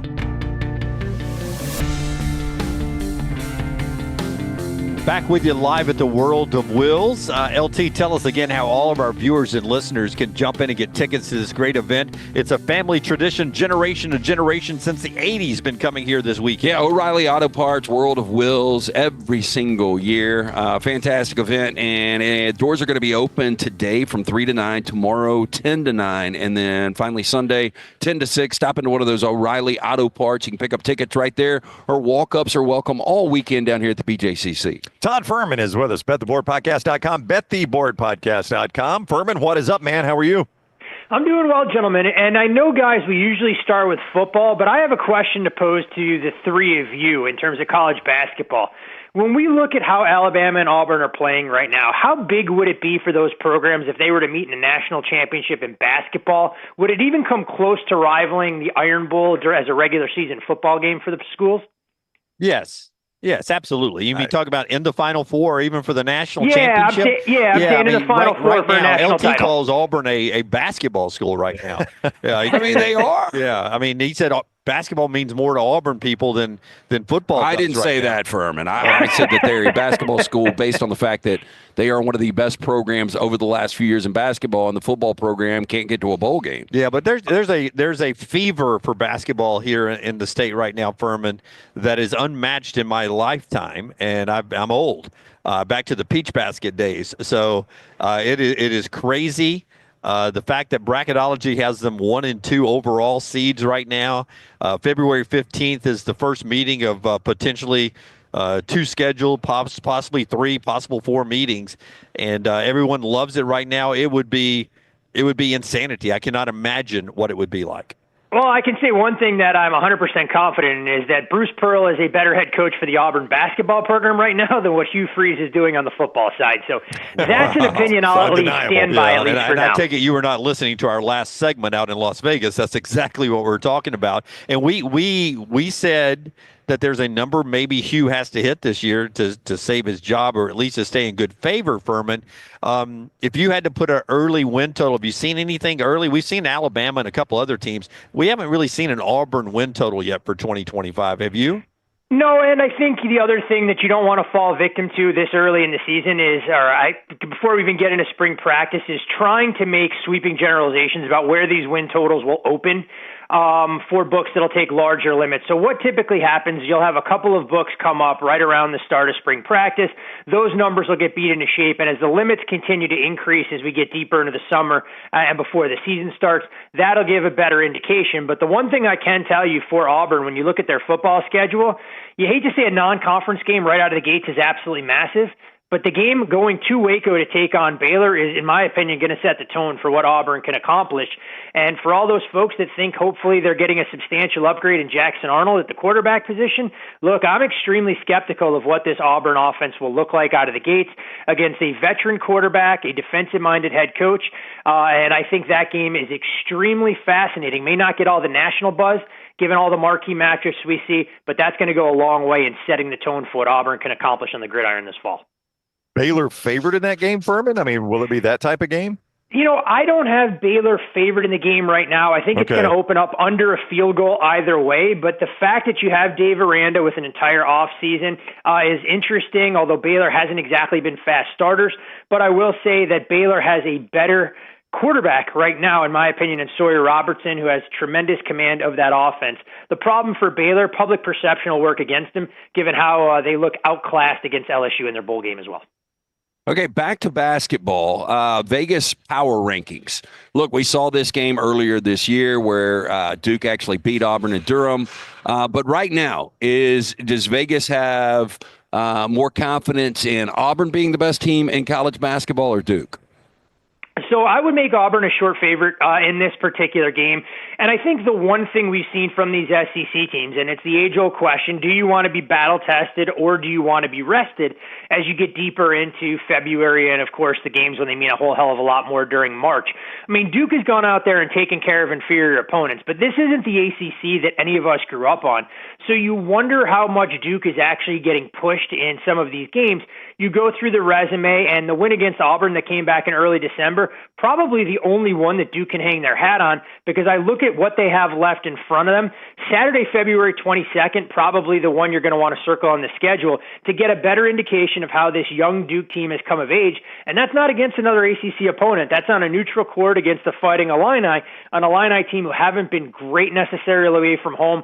So in my opinion, that's going to tell us a lot more about Duke. The thing for Duke, we know they have the star power up front, but I think if I had a chance to lay 1.5 to 2, like my numbers suggest on Auburn, I would feel extremely comfortable knowing the style of basketball they can play, the level of physicality, and I don't think Duke necessarily matches up all that well. Todd Fuhrman, BetTheBoardPodcast.com, at Todd Fuhrman on social media. You can get all the games at BetTheBoardPodcast.com. We're about to ask him about Auburn and Alabama's games coming up this weekend. So Joe Lunardi has Alabama and Auburn as the top 2 seeds right now. Do people in Vegas agree with that? Do they view these as the top 2 teams in the country? How close is it? It'll be interesting to see where Alabama settles. I definitely think those are the top 2 teams in the SEC. I know when you look at some of the prominent forward-facing rating websites that are out there, Ken Palm still has Tennessee ahead of Alabama, but I think all of us have seen enough of this Volunteers team to leave you questioning how things will go. I know Ken Palm and some of the other rating sites, I believe Bart Torvik as well, a little bit higher on Florida than Alabama. But for me, it's hard to ignore what we saw from Alabama last year. And I think when you have that pedigree, you have that level of experience, in my opinion, that's got to be factored in. The problem, again, you do wonder as you try and assess seedings and how these teams are going to get put into their prospective spots when the Field of 68 is announced, is how much more the SEC is going to cannibalize itself between now and Selection Sunday. We go through the Big 12, and I think those teams all have questions that they'll have to answer, whether you're an Iowa State backer, you believe in Houston, who I'm more skeptical of than some. I think that was about as fraudulent a win as you're going to find at Kansas, given the unique sequence of events, so to speak, that we saw in that contest. So I would have no problems with Auburn and Alabama kind of being 1 and 2 seeds in the Field of 68 if we were announcing that this weekend. Fuhrman, I had KU +1, by the way. Yeah, Todd Fuhrman is with us from out. Go ahead, Todd. I would say that's one of the things, LT, that it is the definition of a bad beat. There is nothing fundamentally flawed in your process at all when a team has less than 0.5%, which I think was aggressive, to try and win a game. So if you had a Kansas ticket there, you definitely deserved a much, much, much better fate. Todd Fuhrman is with us on the next round as we broadcast live from the World of Wills here down in Birmingham's BJCC. I want to ask you about specific games this weekend, starting with number 1 Auburn. I don't think Auburn's playing their A-plus game right now, but they're still winning every game they play. They're on an 11-game win streak. They're on the road at Ole Miss. Chris Beard's team finally got a big win to break a losing streak against Texas the other night, an emotional game for him as a coach. He used to coach there. It's a home game for the Rebels in Oxford. Why do I feel like the Auburn Tigers, number 1 in the country, should be on upset alert a little bit in this one? Here are some of the things that we look at as bettors sometimes that fans don't pay as much attention to. And I think the 13-point win against LSU, a game where Auburn closes a 12-point favorite, is actually a sneaky good win because Bruce Pearl, in one of his press conferences, I'm not sure where, maybe it was a podcast I listened to, talked about how his team hadn't had a letdown all season long. And that was the spot that you probably circled going to Baton Rouge, where they may not exceed odds makers' expectations, given how we've discussed at great lengths how they've been a little bit overvalued in the betting market. So being able to play to that level, win convincingly, I think goes a long way. But you do wonder if they're able to run it back in this particular spot. Second road game in a very short period of time. I mean, a quick turnaround from a Wednesday to Saturday. Look, I make Auburn, a 5.5 point favorite in this game. So if the number opened a little bit richer, I think Ole Miss has an opportunity there. But the one thing that we've seen from the Rebels is they want to play one style. It's grinding you out, kind of turning it into a half-court game, and more or less making it a rock fight when they step up in class.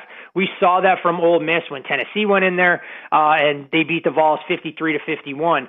That was Auburn as I go through some of my notes. So Ole Miss is going to have to try and turn this thing into a half-court affair. I'm not sure they can necessarily do it, but I would lean towards the Rebs if the number opened higher than 6. Todd Fuhrman is with us, bettheboardpodcast.com, bettheboardpodcast.com, at Todd Fuhrman on social media as Alabama gets ready to play Georgia. Nate Oates was on the show this week. He says it's not just the numbers that say this. They're a better team on the road right now for some reason. How much do you adjust that, and what do you see happening in this game? Always tough when you see some of those trends emerge because you don't want to try and get too cute with your power numbers and adjust the team down and devalue some of the home court advantage that's there. This was a Georgia team I think a lot of folks had talked about as a potential bubble buster when they had a couple of nice wins, knocking off Kentucky back in early January as a sizable home underdog. Lo and behold, 4-game losing streak that they were at least able to bring to a screeching halt on Tuesday night against South Carolina changes the dynamic some. But Alabama comes into this game as a double-digit favorite, or I expect them to be in that 9.5-10 range. Look, Georgia's going to play with a level of desperation. I think they still need a couple of more resume-building wins throughout the course of the regular season, but I'm not going to put Alabama on upset alert, despite Nate Oates saying that his team is playing better on the road, which the numbers suggest, than what we've seen at home over the last handful of games. So many other good basketball games, but I really believe number 5 Florida in the AP poll, not in Bracketology or the net. I think Florida will end up being a 1 seed when the season's done. They're at Tennessee. You talked about us starting to doubt Tennessee. 11 a.m. ESPN. Is there any way Tennessee wins this game at home? Because I think Florida is absolutely a fantastic basketball team inside and out.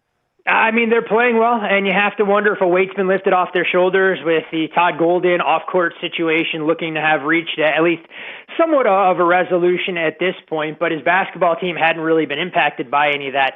The hard part I have here, despite these two teams' current form, and the Tennessee will open a short favorite in this game, hard for me to ignore the drubbing that we saw the first time around between Tennessee and Florida. I mean, you have 30-point revenge working in your favor if you're the Vols, and I know Tennessee hasn't exactly shot the ball all that well. Trust me, I asked Ron Slay earlier this week, guys, if he was going to make a trip back to Knoxville to try and teach them how to shoot from beyond the arc, given how cold they've gone in that regard.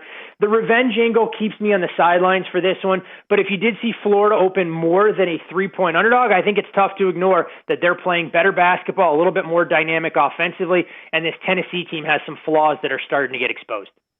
Hey, the War and Peace of props coming out for the Super Bowl 59, and, I had a lot sent to me yesterday. How many, do you have any idea around about what the number of total props will be? And is there anything you're really taking a hard look at right now? If you count some of the index markets that are out there and you really want aggressive and try and aggregate all the different sports books, you'll have well over 1,000 betting offerings for this particular game. And we joke all the time, whether you're looking domestically, whether you're looking offshore, the Caribbean. I mean, odds makers at this time of year are really only limited by their creativity and the way that they can try and put up unique offerings, whether it's individual players, whether it's math derivatives, whether it's cross sports, and a variety of ways they can look to attack. I don't have any full positions on my card yet. Nibbled on some numbers that I thought were a little bit short, like an A.J. Brown over 68.5 receiving yards, but, fully confident that I'll have an opportunity to come back the other way should my handicap on that change. Looking at a Patrick Mahomes under passing yardage prop, I want to see if that number climbs once you have a little bit more public sentiment. But when we chat in greater detail about the game next week, should have some actionable stuff and props that we've already bet. So for the numbers that are widely available once all the sports books are up, more than happy to kind of share some of those bigger positions with the listeners. Hey, but yeah, before we get a lean on side and total, at least early lean, and again, we're more than a week out, here are some long shots. You tell me what you think about these. Hurts and Mahomes to combine for 100 yards rushing. Now, it would take a Hurts that he ripped off against the Rams, a 45-yarder or something to put this thing in play, but you can get 9-1 on Hurts Mahomes to combine for 100 yards rushing. I'd go under. Well, I mean, yeah, most would. Yeah, 9-1 seems honestly a little bit short, only because I still have questions about Jalen Hurts' knee and how much Philadelphia wants to run him. And I think we're paying a premium right now with Patrick Mahomes' rushing yards, given what we saw against Buffalo. And you have to imagine the Bills players' comments that they weren't prepared for some of those design runs won't be something that Vic Fangio struggles with nearly as much with 2 weeks to prepare.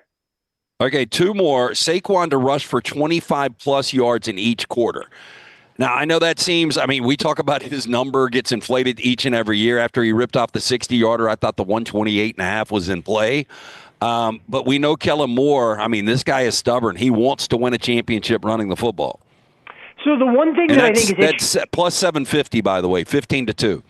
So the one thing that is interesting for Kansas City, I think it's going to be fascinating how they elect to defend Saquon Barkley, because we've seen teams in the past play 8 men in the box. And the problem when you do that is if Saquon gets to that second level, he has to make one defender miss and a 6 to 8 yard carry turns into an explosive. I really believe the Chiefs aren't going to take that approach, that we're going to see them be a little bit more passive.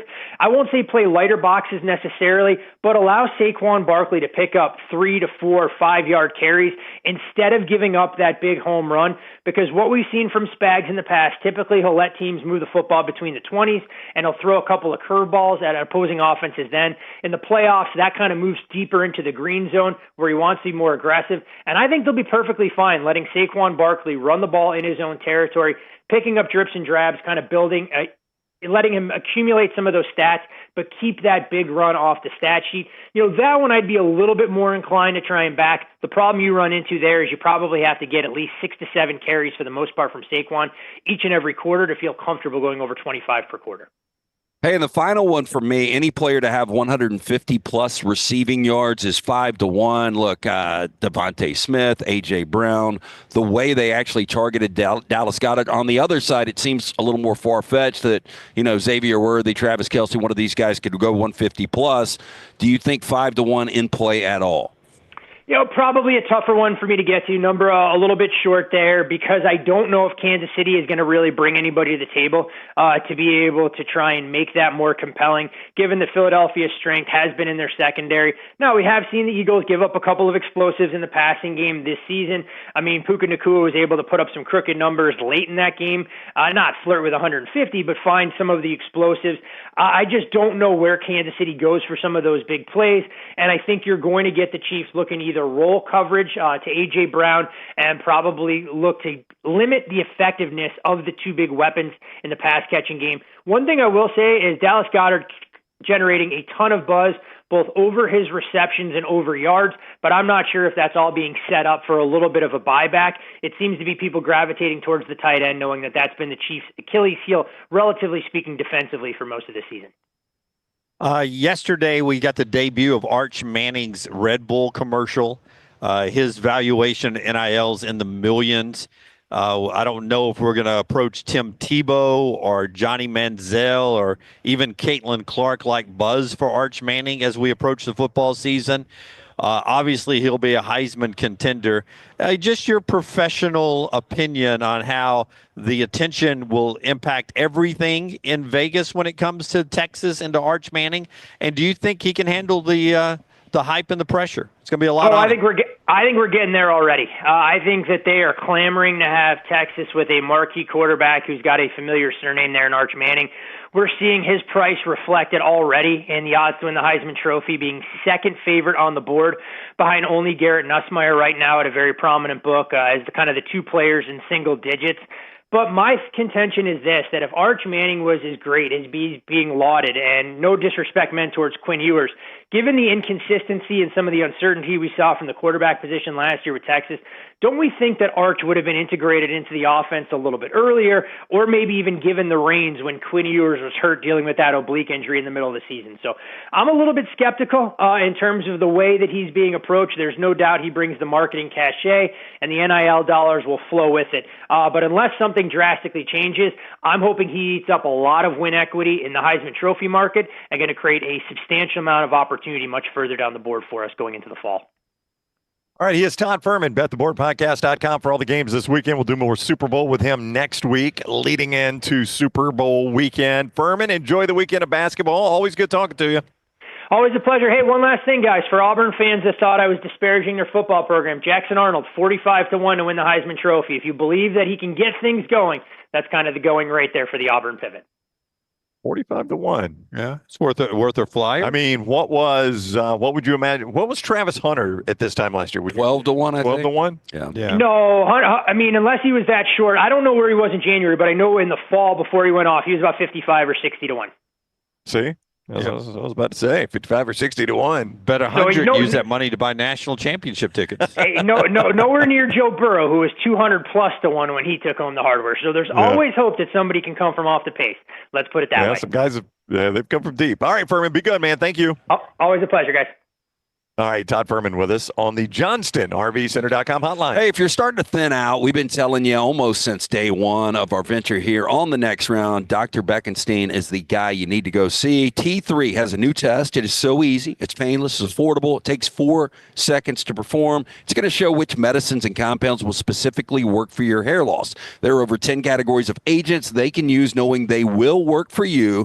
They will custom compound these agents for you in pill or topical forms. You pick and choose which agents you want. Men and women are ordering Hims. Other products online don't even know if they work. Dr. B has been using this test for over 3 years with amazing results. Stop wasting your money and critical time while you're losing hair on treatments that aren't working for you.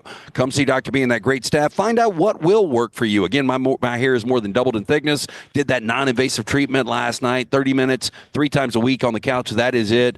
Hair has more than doubled in thickness. Call Dr. Beckenstein today. That great staff. Schedule a consultation. Make sure you tell them the next round sent to you. 205-319-0316. That's 205-319-0316. You can always go online for more information. That is T3hair.net. Dunaway, you and I were at local golf courses, differing courses yesterday. Would you have described it as windy?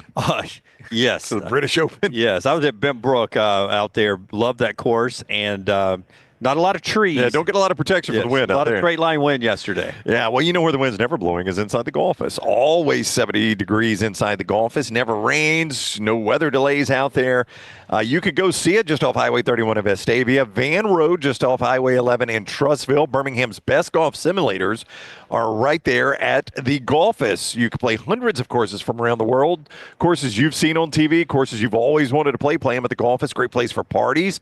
You watch the games while you play. Bring your own food, bring your own drink, bring your own golf clubs. They're at the golf office, and it's a great place maybe for that office meeting too. Get out of the office.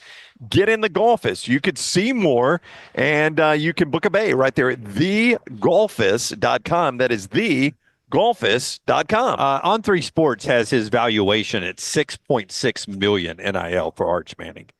This Red Bull deal. By the way, I've been saying the same thing, Fuhrman. If he was as good as everybody's hyping it up, he would have played this year. We get a Red Bull commercial yesterday that dropped where he drinks a Red Bull. You know, Red Bull gives you wings and it gives you pinpoint accuracy. He drinks his Red Bull, spins, and hits a target with a football.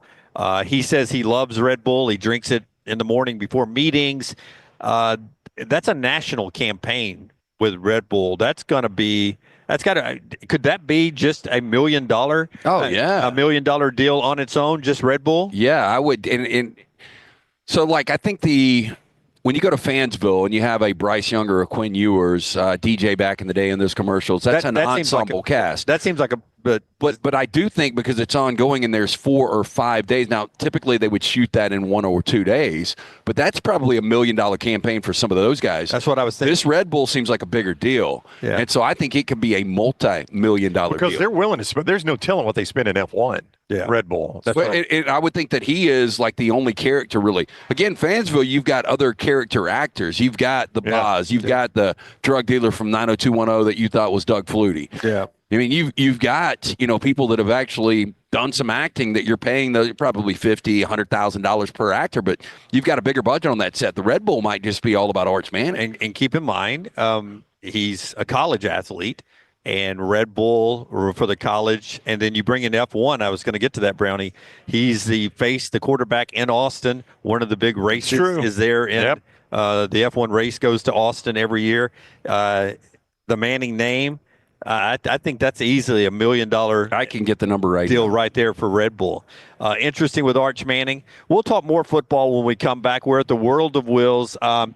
If I own the OJ White Bronco, there's a white Bronco right here. But if I own the OJ White Bronco, I know where it is right now. I think I would go to these World of Will shows like this. Yeah, well, you're going to be blown away. If you could guess which city the OJ White Bronco is in right now. Gatlinburg, Tennessee. It is. Is it really? It is. I've seen that. Yeah. You think it's a real one? No, it is. I've talked to the guy that actually owns the crime museum there. It's not there 365 days, so before I speak, there's a chance it's somewhere out. It could be somewhere like this right now, but the majority of time it is housed in the National Crime Museum, which is by far the highlight of Gatlinburg. One of the organizers is here. If I owned OJ's white Bronco from the day, do you think it'd be popular in an event like this?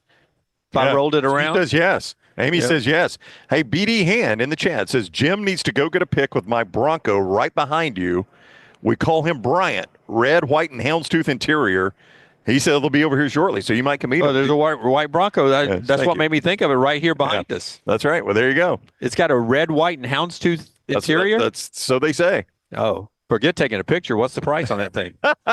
He'll make you an offer. And it wasn't even OJ's. Wasn't it AC Cowlings? Or was it OJ's? No, he was driving OJ's. Okay. Yeah. Oh, so it was OJ's white Bronco? Yeah. Hey, I'll tell you what else is at the Crime Museum is, and you wouldn't want to have this here, is Ted Bundy's Volkswagen Bug. Yeah, I'm going to pass on that one. Don't want that one. Tell him what you got in that one. Nothing actually happened in OJ's white Bronco except a slow chase through the LA hills.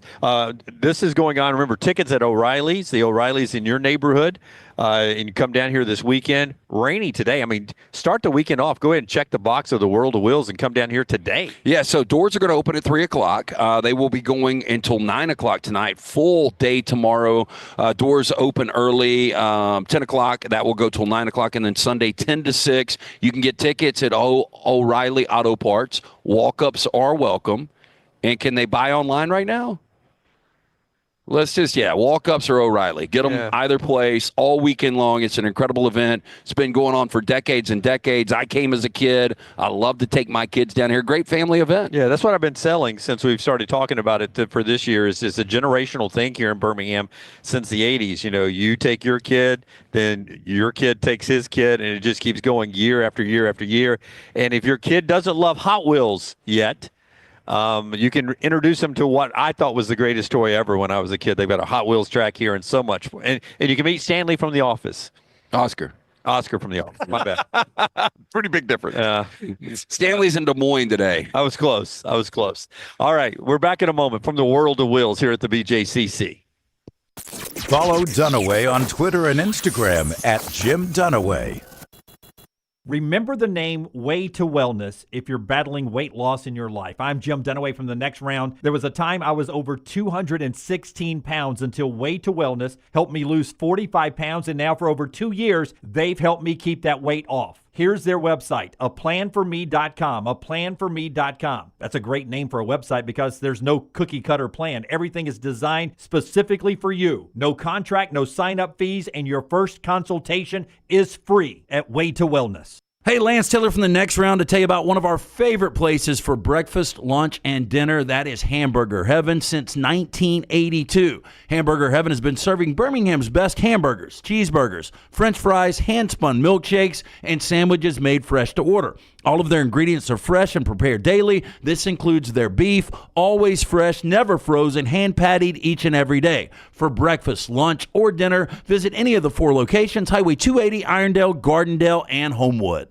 This hour of The Next Round is presented by the Birmingham Racecourse Casino, now featuring 7 days of giveaways with your chance to win a share of up to $125,000. The more you visit the Birmingham Racecourse Casino, the more chances you have to win. Follow Next Round Live on Twitter, Instagram, Facebook, and YouTube. The social media team at Next Round Live is dedicated to giving you daily news conferences and practice video from UAB, Alabama, Auburn, and around college football. Follow and compare to the sites you used to visit. You'll also get the latest highlights and news from the Next Round Daily Show. Turn on the notifications so you don't miss a thing. Next Round Live on Twitter, Instagram, Facebook, and YouTube. See more at nextroundlive.com. It's time to pull the trigger on the Next Round merch that you've been eyeing. We know there's a lot to choose from at nextround.store, so here's a few of our favorite picks. If you want to match LT and Brown, go with a TNR logo hoodie and throw in one of Dunaway's favorite hats. Any of them will do. The Backroom's go-to is the classic logo t-shirt, while my personal favorite is the light blue TNR crew neck. All of these items can be found at nextround.store and are EG approved. Rest assured, your order will be packed with lots of love from us here at the Next Round. Head over to nextround.store to start filling up your cart. Just because you've quit going to the gym, it doesn't mean that you have to quit gym altogether. Dunaway, that is. With our Next Round podcasts open 24/7, 365, you can access gym anytime you'd like. While you may have done away with your treadmill routine, our version of Dunaway is standing by ready to get you back to your absolute best. Find all that lovely Jimmy D-led content on Spotify, Apple Podcasts, Google Podcasts, and in the podcast section of nextroundlive.com. This message is sponsored by Jimmy Crypto Inc. and Jimmy Crypto for President. By now, you guys know how I feel about my fashion. However, did you know that I care about your fashion choices? Cargo shorts are out, flip-flops are only appropriate on the boat, and please throw away that stained t-shirt from college. You may be thinking, EG, that's all I own. What do I do? Here's what you do. Go to nextround.store and fill your cart with a wardrobe that is approved by me. Stock up on logo t-shirts, hoodies for football season, and hats for every day of the week. Trust me on this one and head over to nextround.store to get stocked up for this season. From the creators of The Next Round comes 2 new sites, covercrimson.com and thebarnauburn.com. 2 team sites with the same excitement and information-driven content that you get every day on The Next Round. Live daily shows, recorded shows, free of charge, plus premium content with insider information starting at just $1. And it's the perfect gift for the Alabama or Auburn fan in your family. Covercrimson.com or thebarnauburn.com. Sign up today. When you crave activity like we do, you belong in the Roback family. Get the best golf wear, hoodies, and activewear for men and women at Roback.com. Use promo code TNR20 to get 20% off your order. That's Roback.com, promo code TNR20.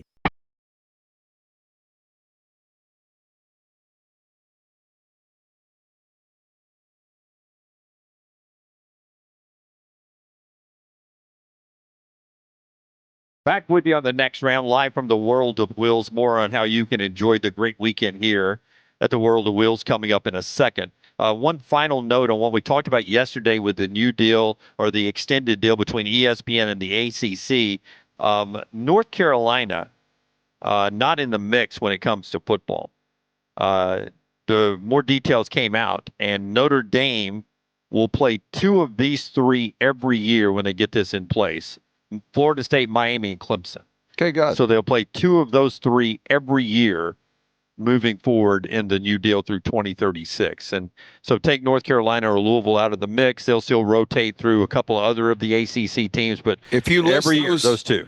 4 teams over the next 5 years, where you think the programs are, and it's going to be easy to say Notre Dame right now with Marcus Freeman and the momentum he's got. But of those 4, how would you stack them right now? But do you think one of those 4 won a national championship? I'll start there. Yeah, I think one of them could. Would I bet my life on it? No. Would you bet no or yes, just even money? Over the next 5 years? Even money, next 5 years, one of them, no. I would say either Ohio State, Oregon, or an SEC team. Yeah, I would probably say no too. But if you're stacking them in order, would you go Notre Dame 1? I would go for the next 5 years. I would go. Even though I think Clemson is going to be better than Notre Dame this year, I would go Notre Dame, Clemson, Miami, and Florida State. And I know that's recent history bias. That's the exact way I'd put them right now. But I think you're right on that. I mean, they got a hole to dig out of. And that before you tell us about Michelson, look ahead to Alabama's opener in football this year is Florida State. The offensive coordinator, who, by the way, has spent a couple of days down in Mobile, Gus Malzahn, and he got a quarterback in the portal. I don't know if he'll win the job, but it's Castellanos from Boston College. So think of Castellanos running the Gus Malzahn offense. And who do they play the first game? They play Alabama. Now, it's not Nick Saban, Kirby Smart, and the old-style Alabama defense, but they're going against Kane Womack's defense with a mobile quarterback that can run it and throw it with Gus Malzahn calling plays. I mean, it's almost like Malzahn is trying to create the perfect offense with the perfect quarterback to be a pain in the ass of Alabama. Well, and Castellanos can be that pain in the ass. One of the reasons Mike Norvell went out and got him in the portal is he's like, I had to face this guy twice when he was at BC. He gave us fits. I think he had 5 total touchdowns, only 1 pick in the 2 games against the Noles. So I think he is a guy that will create problems. He's going to be an upgrade from what you had. He's not going to be Jordan Travis. I don't know. Florida State is another fascinating team for me because I don't know where we have Mike Norvell. This is a guy that a lot of Alabama fans wanted before Kalen DeBoer got the job. But then you saw the disaster, which was 2-10 this year after a 13-0 perfect regular season and ACC championship. I mean, I don't know where I am on a Mike Norvell. Yeah, but he's got to piece it. He's got to put it all back together. Humpty Dumpty fell off the wall and it shattered last year, and he's trying to basically start from scratch. And he's got Alabama in the opener. Be an interesting game. Malzahn down there, Castellanos in the FSU rebuild underway. Opening game with Alabama. Brought to you by our friends at Michelson Laser Vision. Yeah, stop procrastinating. If you've been thinking about LASIK, find out if it's right for you. Find out if you're a potential candidate. Very simple. 205-969-8100. Ask for Amy. Tell her the next round sent you. She is going to hook you up with an absolutely free hassle-free consultation. You have 0 to lose to find out if LASIK is right for you. I had the 2200 vision. I was legally blind without the aid of contacts. I now have 20/15 vision, better than 20/20. Again, 205-969-8100. Dr. Mark Michelson, Dr. Jen Michelson, best in the business. Tell them the next round sent you. For more information, michelsonlaservision.com. At 24/7 Sports, they readjusted, by the way, like On3 did, to get their final rankings of 5 stars, 4 stars, and all that. I'm going to read this headline. The best recruits blank has ever landed by position. And that was a headline back in December from 24/7. There is a belief that this Oregon team coming up, recruit-wise, is going to be their best 22 they've ever started. Now, they've had better players, obviously, at quarterback. They've had better proven players at quarterback, at running back, at receiver. But there's a belief. They've had better coaches. Yeah. But there's a belief that talent-wise, when you factor in all 22 positions, this will be the most talented roster Oregon's ever put on the field. I don't know. Dante Moore, we're going to see how good of a quarterback he is. So highly recruited, coming out of high school, signing originally with UCLA. Couldn't keep that job, though. So, again, how good is Dante Moore? I almost think you regress a little bit at the quarterback position from Bo Nix to Dylan Gabriel, from Dylan Gabriel now to Dante Moore. We'll see, though. Yeah, I mean, I think I agree with you, though. Your point is you start with quarterback. It's a quarterback-driven league. If he's not good, then you're not going to be as good as you can be. But when you factor in offensive linemen, defensive linemen, linebackers, safeties, corners, and where's Oregon's schedule for next year? It's not to flip around like in the SEC. Yeah, it's a different schedule. I haven't looked at it, and I got you. And year to year, I guess you don't know who's going to be good in the Big Ten based on what we saw this past year. Illinois is supposed to be this year's Indiana. You don't know what you're going to get really with USC this year or Wisconsin. Do we even get the Oregon Ohio State? It seemed like I reacted that we do not. You don't get Oregon. You get them at Penn State, which I think it'll be favored in that game. That's a tough road trip for them. Yeah. They do not play Michigan or Ohio State. Yeah, I remember for what that's worth. I remember getting mad about that, and people were like, "You should have been mad about that two summers ago when they announced this.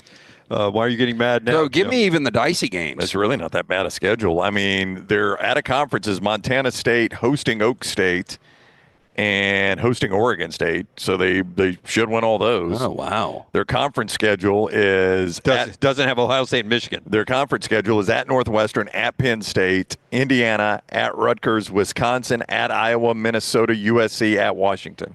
I mean, the college football completely falls apart. They're 10-2 and still the college football playoff. Yeah, college football schedule, right? I mean, I might start with Oregon. Like, if you're like, you have to give me one team that's going to make the college football playoff this year because they're going to start in the top 5 to 8. That's insanity, right? Yeah. And then there's LSU. LT has said it a couple of times. We've had a big topic on the show about it. And now the Athletic is in on it, too.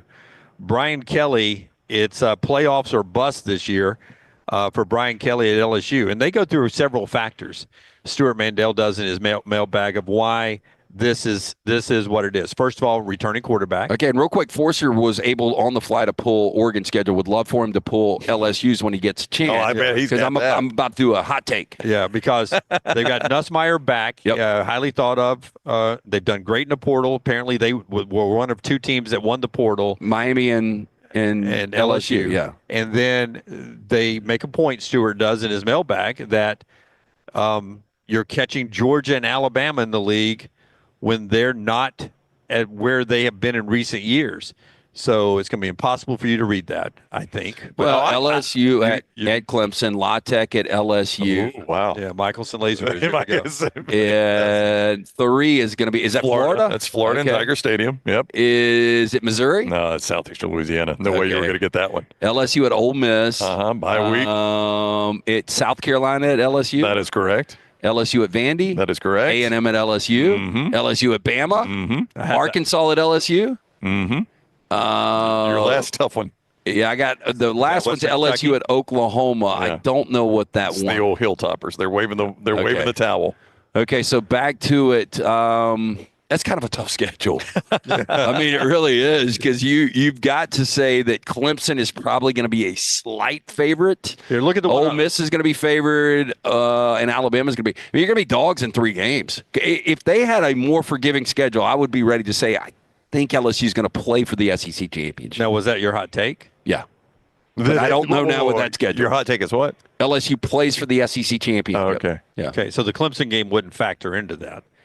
So you could lose the Clemson game, and that doesn't impact your SEC. And that is kind of a hot take when you've got Texas, Georgia, Alabama out there. I mean, only 2 can play for it, right? Yeah. Simple math. I'd throw Tennessee in. They got Nico back. I mean, they've got to have some expectations. Yeah, I mean, Nico's got to be better. Everyone's going to tell you Lenore Sellers in South Carolina, DJ Lagway in Florida. If I'm Ole Miss, my expectation is we've got to get there 1 year. Yeah. What's their quarterback situation? It's the kid, the lefty that came in, Simmons. Okay. Alston Simmons. Yeah. Played well in one drive. It was a pretty important drive, too, by the way. I mean, that's one of those positions, I give Lane Kiffin a lot of shit. He is perfect for Ole Miss, but he really doesn't miss on the quarterback position. I mean, Matt Corral was a really good college quarterback. No, Lane gets quarterback right. Dart was a really, really good college quarterback, and I think Austin Simmons will be a really good college quarterback. 4 Downs every day brought to you by our friends at Slice Pizza, lunch and dinner, especially for the weekend. Just go have a good time at Slice. Yeah, we had a opportunity to get in there for lunch this week. So they've always got a slice and a salad. I went with the old school and the Redmont salad, fantastic. But you can get in, sit at the bar, enjoy some of the great beers there, take the family all weekend long, pick up a couple of pies on your way home. 5 locations, the original Lakeview, Vestavia, Montevallo, Crestline Park, newest location in Edgewood. Local pizza, local ingredients. For more information, you can always go online, go to slicebirmingham.com. First down. Which rivalry upset would you feel better about tomorrow from the road team? Florida over Tennessee or North Carolina over Duke? Florida over Tennessee. I mean, Duke's playing well. North Carolina's playing a little bit better of late than they did. And Florida did win by 30 earlier this year, right? They did. They've already shown that once. And this Tennessee team has been struggling on offense. They ain't losing to Florida again. I expect Florida to beat Tennessee. You do? Yeah. Oh, I think Tennessee wins this game. Do you really? Yeah, I do. Oh, wow. But I don't think North Carolina's going to beat Duke. I don't either. You're picking the favorite there. I mean, it's not like right. on a limb. No, not Florida's getting points? Oh, Lord, yeah. On the road in the SEC. I think Tennessee will end up being a 4.5-point favorite in this game. Hey, by the way, bad news here. Micah Hanlockton, the kid that was trying to come back, he's not going to play this year. I'm not going to say it's still in his head a little bit, but they thought he was cleared, ready to go the last game. I thought maybe he'd played this weekend. Even after we recorded our podcast last night, I thought maybe you'd see him. That big bad injury up in Nashville at the SEC tournament. And when you were there and it happened on the floor, it was horrible. And he's back, physically cleared, but not mentally ready to come back. They're going to sit him the whole year and get him a full year next year. So good for him and give him a full year off. But it was such a bad injury. I love this Florida team, though. I can't believe. I do too. I can't believe they're going to lose. Well, I'm just saying they're going to be not a healthy underdog, but they're going to be 4.5, 5.5 point underdogs. You know what this sounds like? This sounds like I can get points with LeBron in the Heat. Yeah. Put a stake on it. You want the old stake bet? Oh, I'll be early on mybookie.ag, man. I'll be in there. I'll be in there on the Gators tomorrow, money line. I'm trying. It's 2 stake bets I proposed to you today, and you won't even bite. Yeah, I got to get updated on the stake bet. Yeah, I'm up a few, but I thought you kept up with them. It's been a while since I've updated it. Well, we haven't done it in a while. Yeah. Second down. Better chance of pulling the in-state upset: Ole Miss over Auburn or Georgia winning in Tuscaloosa? And Dunaway, you've hinted at this. I think this is a really difficult game, and I think it was really important that Chris Beard and Ole Miss were able to turn it around in the second half to have a little momentum going into this game. Yeah, I would tell you I make a pick on the basketball podcast on our platform, so I won't give it away here, but I'd sound the sirens and put upset alert on this one. Auburn's got to play better than they played at LSU. They've got to play better than they played at Georgia. They got to play better than they did at South Carolina. A road game where, and this Auburn team, I am not saying they have peaked. I think it's actually a good thing they're not playing their A-plus game right now. They've played their A-plus game already, and I think it can circle back around closer to the March Madness. They're playing their B game right now and still beating everybody. They've won 11 straight games. That's how good this team is. I just think tomorrow is a tricky game for this squad unless Chad Baker-Mazara finds his shot and Janai Broome keeps chugging along. Here's what I would say about Auburn and Ole Miss. If the SEC is what we think it is, or what the rest of the country thinks it is, a team's not likely to go through that thing undefeated, right? In fact, the team's not likely to go through it with one loss. So you got to start finding games you think they could lose, and maybe they lose games you don't think they can, right? Maybe it's not at Ole Miss or not at Alabama. Maybe it's a loss that sneaks up on them, right? Yeah. But this is one you could look at and say, yeah, I could see a loss here. And I don't think anybody's going undefeated in this SEC. I don't know if it's a record, but 11-0 to start the SEC is sort of the recent best start in SEC in my time of remembering. Auburn is 7-0 right now. Yeah, I mean, Kentucky went undefeated in SEC play in 12, didn't they? Maybe. I think they did. Maybe. I would tell you this. I believe by between 1 o'clock and 3 o'clock tomorrow that Auburn fans will be screaming at their television about the officiating in this game. I think it'll be one of those games where Chris Beard's defense, if Auburn if they're not calling contact with Janai Broome, I think this ends up being one of those games that you will hear a lot of people saying, "Oh my God, they let Ole Miss hug us the whole game." This will be a disastrous officiating game, in my opinion, if it plays the way I think it's going to play. I guess it depends on the officiating crew, right? I don't even know who the officiating That's what I was going to say. You don't have inside info. But I do have a feeling that Ole Miss is going to dictate, pace of play and just how physical they're going to be tomorrow. I think that's going to be a fascinating watch. 1 o'clock on ESPN for that one. After Florida and Tennessee, which LT has me equally more excited about now. Let's do third down. Third down. Okay, these final two downs might seem simple on the birthday sides, but I'm going to get Tyler to come in here because I'm going to get his perspective on this too. So Justin Timberlake, 44. Ultimately, who has the better overall career, Justin Timberlake or Justin Bieber? It seems easy. Justin Timberlake, I think he's one of the more entertaining guys and has been for years. I think he's a quality actor, obviously a fantastic singer. I think he's funny. I think he'll have a chapter. I think he's already doing it, right? Is he producing? I used to be a bigger fan. Just doesn't seem like he's doing as much musically. And, he's not. The only reason I would say this, Bieber's so much younger, and I think Bieber's demographic maybe stretches a little bit more than Timberlake's. I would go Timberlake here. I mean, Timberlake's the more talented of the two. There's no doubt. I mean, he's definitely the more likable. More likable, more talented. I would say there's no doubt on that one. You say his what? Demographic goes deeper? Well, because I think you've got like 6-year-olds that love Justin Bieber right now.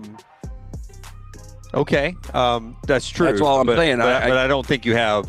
I don't think you have 40-year-olds who love Justin Bieber as much, or 50-year-olds, and you do with Justin Timberlake.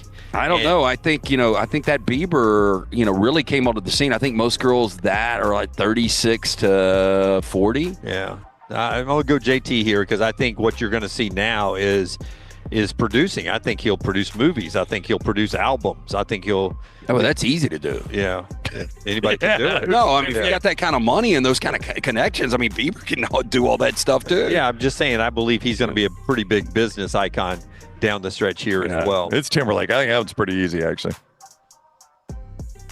4th down. Jackie Robinson would have been 106. Okay, good baseball player. Jackie Robinson, great baseball player. Or Jackie Chan. Oh, easy, Jackie Robinson. Don't even think twice about this. Jackie Chan, the actor? No, Jackie Chan, the guy that owns the Exxon. It's right there on the corner. Like the guy who does the movies, the action. Yeah. He's got a new. He's got one coming out. Marshawn Lynch is in it. Yeah, exactly. Oh, yeah. Now, I bet Tyler knows a lot more about it, and I could be completely wrong because I wasn't a big Rush Hour guy, and, I think Jackie Chan wasn't a big Rush Hour guy. But Jackie Chan, I think, is an opera singer that has recorded like 10 or 15 albums. I think he is almost a billionaire. Yeah. As far as like worldwide, it's not even close, like worldwide fandom. So I think Jackie Chan, obviously for what Jackie Robinson did for the sport, and I think he was a much better athlete than a lot of people realize. Oh, absolutely he was. But I don't think people realize the global impact of Jackie Chan. Yeah, I would tell you that Jackie Chan, though, when you just talk about fandom, Jackie Robinson, 100 years ago now almost? He would have been 106 today. Yeah, but I'm talking about when he broke the color barrier, when we were we're 90 years removed from that, and how good of a player he was. Right. We retired his number, and when you do something like that, it gets passed over all of his accomplishments a little bit. Obviously, Jackie Chan's going to be more popular now. Yeah, Jackie Chan, I think Guinness World Record holder for most stunts ever done in movies. Tyler, do you know anything about Jackie Chan? Yeah, Jackie Chan is easily the winner of this argument. I think it's a landslide. I would agree with Tyler. I hate to say that. Yeah. Even given like the historical significance of Jackie Robinson's career, Jackie Chan's just had such an impact throughout his film career that he's now like legitimately influential and powerful in his home country of China, to where like the government uses him as an ambassador for things, and he has like a legitimate position of power there. Yeah. I think I would just say, and all that's great. I don't mean to discount it as much as I just did right there. If I said, yeah, all that's great. I think like Jackie Robinson, 50 years from now, people are still going to know who he is because what Major League Baseball did. You can't walk in a stadium without seeing his number. I just don't know what is Jackie Chan 50 years from now, Maybe in some of those places, in the United States, not so much. Yeah. That is our 4 downs, brought to you by our friends at Slice. Great place to get by there and have lunch or dinner this weekend. Yeah, 5 great locations. Stop in. Created by the late Jeff Pajaya. His brothers Jason and Chris continue to celebrate his legacy for lunch or dinner. More information, slicebirmingham.com. Rick Pitino, has got a pair on him, what he did when we come back. It's not that big of a stretch, but I don't understand why he's doing it. Congratulations to Brian Hodgson, the one-time Alabama assistant, 6-year contract extension at Arkansas State. I've watched a home game or two at Arkansas State. Nice arena. nice atmosphere, right? That they have. Not the way I thought Arkansas State's arena would look. Never see the outskirts of Jonesboro. We always heard it was a big mosquito town. I've never seen the inskirts of it. Yeah. No, but I mean, inside the arena does look. It's just pretty comfy. Yeah. Pretty good facility. Yeah, I sort of like that. And then there is a Cam Newton comment from yesterday. We will get into that too when we come back. The show brought to you by our friends at Odie's. For me to phrase it that this could be the dumbest thing Cam Newton's ever said. Was this on Stephen A? I haven't seen it, but I heard there was some kind of controversy from. I'll tell you what it is when we come back. Tell us about Odie's. Great place to stop in all weekend. Live music on Fridays and Saturdays. Both locations, the original in Crestline, newest location in Edgewood. Great food from Rodney Davis from the award-winning wings, delicious burgers, fantastic sandwiches like that Diablo sandwich, ice-cold beer buckets full of the Bud Light. Get in and see Will Haver and that great staff. Birmingham Institution, it's Odie's Tavern. World of Wills. It goes on all weekend. Come on and get your tickets at O'Reilly's, any of the O'Reilly's auto stores, or you can pick up the tickets when you get here down at the BJCC in Birmingham, all the way from 3 to 9 tonight, Saturday and Sunday as well. It is a generational event. You want to come down and check it out. You see it behind us. It's the World of Wills. Call the Next Round now at 205-734-0923. Hey, there's nothing worse than waking up to a plumbing problem. Don't get caught in a flooded house. Call the guys at Hemp Hill Services. Adam, Chad, and the team at Hemp Hill are the only ones I trust to fix it and fix it right the first time. Hemp Hill Services does it right and always at a fair price. For all of your plumbing, cooling, and heating needs, trust the name that Birmingham has trusted since 1954. That is Hemp Hill Services. Call now, 205-229-2090. That's 205-229-2090. Storm season is here. Make sure you have a plan of action in place right now. Greg from Pell City and Storm Restoration Roofing should be your first call when storms hit. Insurance companies love working with Storm Restoration Roofing because of Greg Nelson's name and reputation in the industry. When storms hit, call Greg Nelson. He's local, 205-542-3531. He's the home of the free no-cost roof inspection. Greg from Pell City on Facebook, 205-542-3531. It's Storm Restoration Roofing. Stop by the New York Butcher Shop and pick up the finest in certified Angus prime beef steaks and burgers, premium pork chops, ribs, and all-natural chicken cut to order just for you. Their chef-prepared entrees and side dishes are the perfect dinner-to-go choice for your family and are ready to heat at home. With a great selection of fine wines and desserts, the New York Butcher Shop is your one-stop dinner shop. 2 locations to serve you, Cahaba Heights and on Highway 119 in Greystone. The New York Butcher Shop. Rare quality, well-done service. It's the O'Reilly Auto Parts World of Wheels, January 31st through February 2nd at the BJCC. With customs, classics, hot rods, and more. Check out the exotic lineup in the Supercar South Hall. Sponsored by Mob Inc. And don't miss the BMX stunt team performing outrageous stunts live. Friday only meet All Elite wrestler Christian Cage. Saturday it's Bill Carlton from Texas Metal. And Sunday meet Oscar from The Office. Bring the kids for free Hot Wheels racing, costume characters, rides, and more. Get discount tickets at all O'Reilly Auto Parts stores. Details at worldofwheels.net. You could win a Cadillac CT5 or your share of $25,000 in free play and cash at Birmingham Racecourse Casino. The more you visit, the more chances you have to win. Play the latest, most exciting games around with fun bonuses and big jackpots. You can be a winner too. Come win your share during the Cadillac CT5 and $25,000 giveaway at Birmingham Racecourse Casino. Drawings April 5th and 6th. Located off I-459, exit 31, Derby Parkway. Must be 21 or older, must be present to win.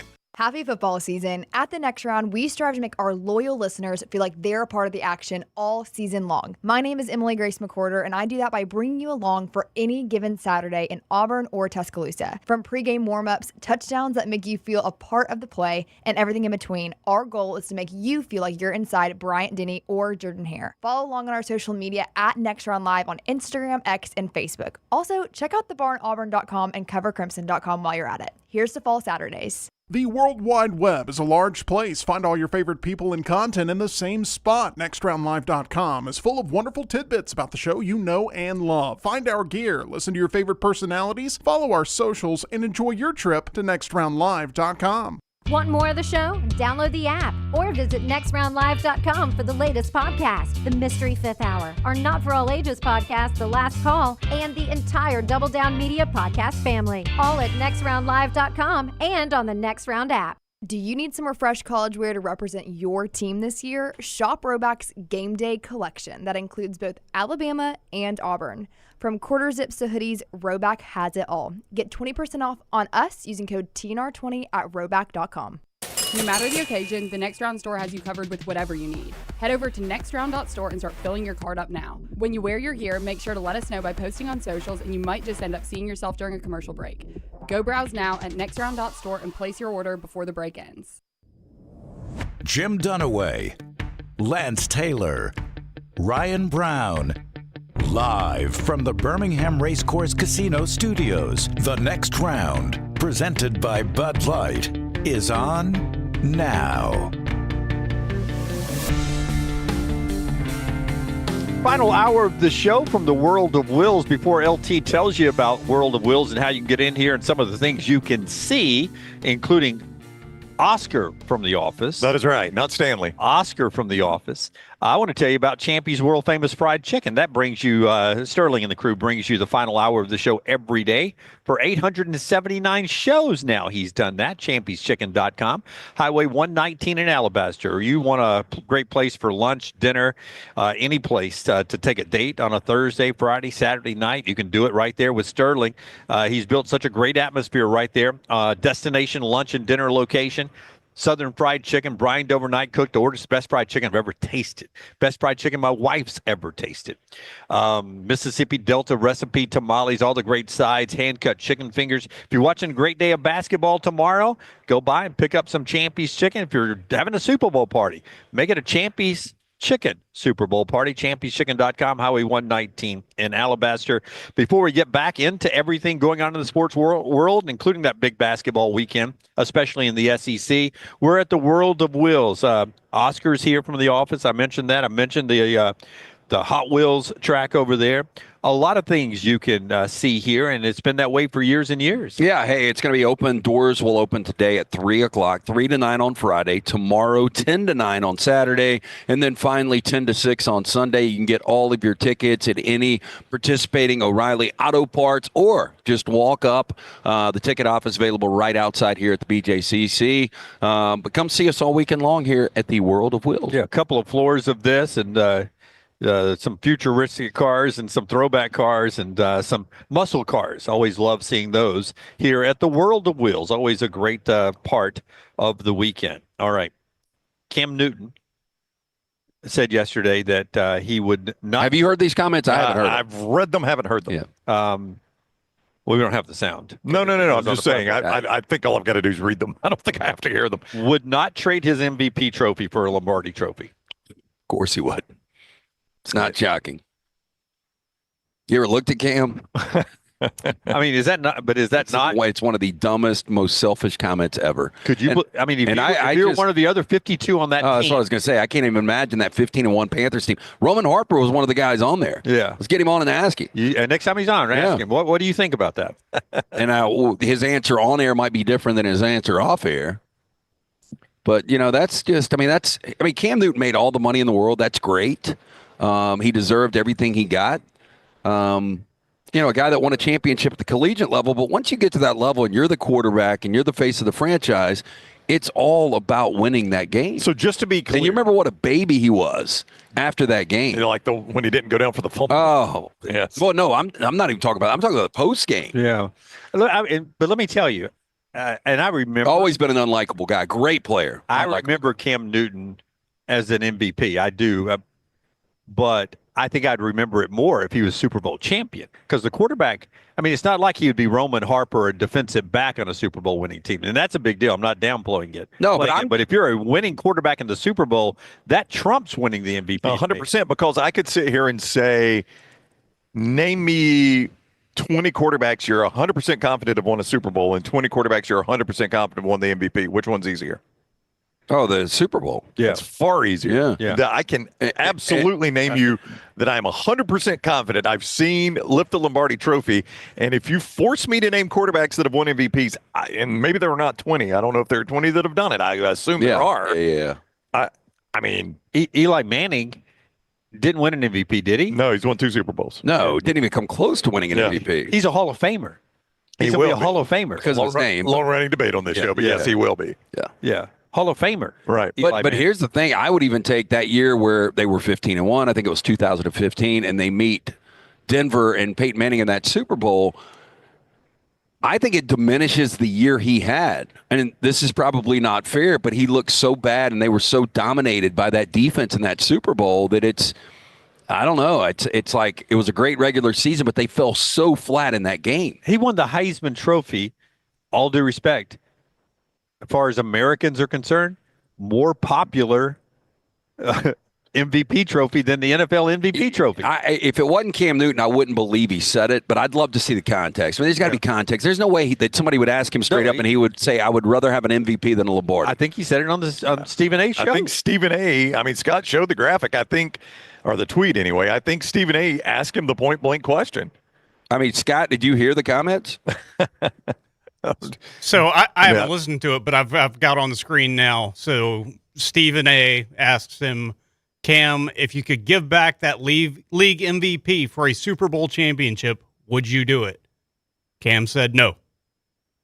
Well, I mean, again, now, it's Cam. If I could, just to be abundantly clear, like if you're telling me that Cam Newton has the same exact stats, wins, everything, and somebody else got the MVP, this is one of the dumbest things I've ever heard. Like, did Cam think he was saying, like, you don't have that MVP year? I mean, there's no way he thought that, right?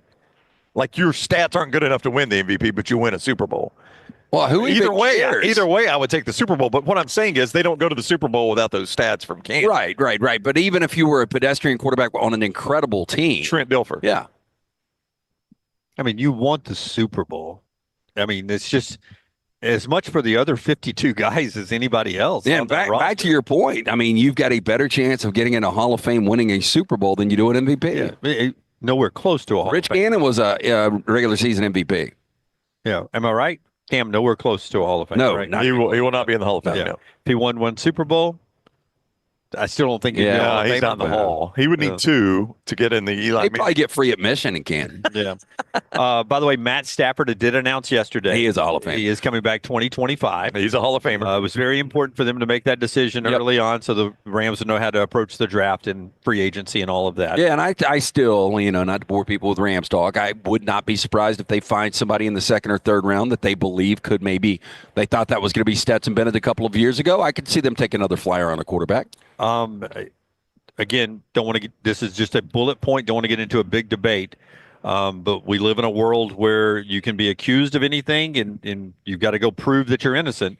But Justin Tucker, accused by 6 massage therapists, and two establishments say he has been banned from their establishment for inappropriate behavior in massage sessions. He says it's unequivocally false.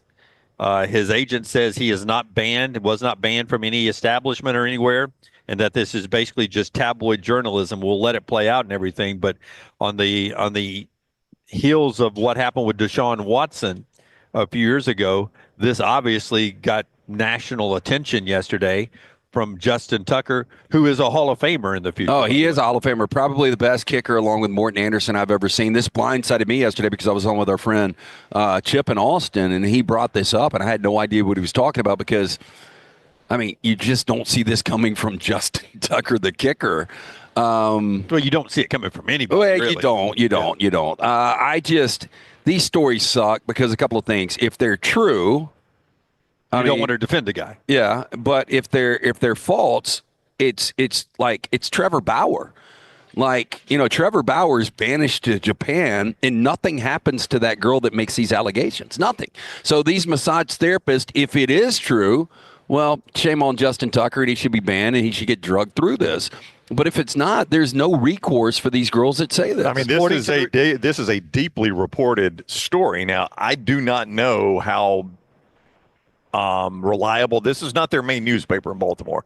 Not that if it was the main newspaper that it makes it true or not. Main newspapers get stuff wrong all the time, and and they have to go back and apologize for it. But this is not the Baltimore Sun that's reporting this. This is another Baltimore Banner. Baltimore Banner, which I don't even know what that is. Yeah, I would just point this out, as I always try to be fair and balanced.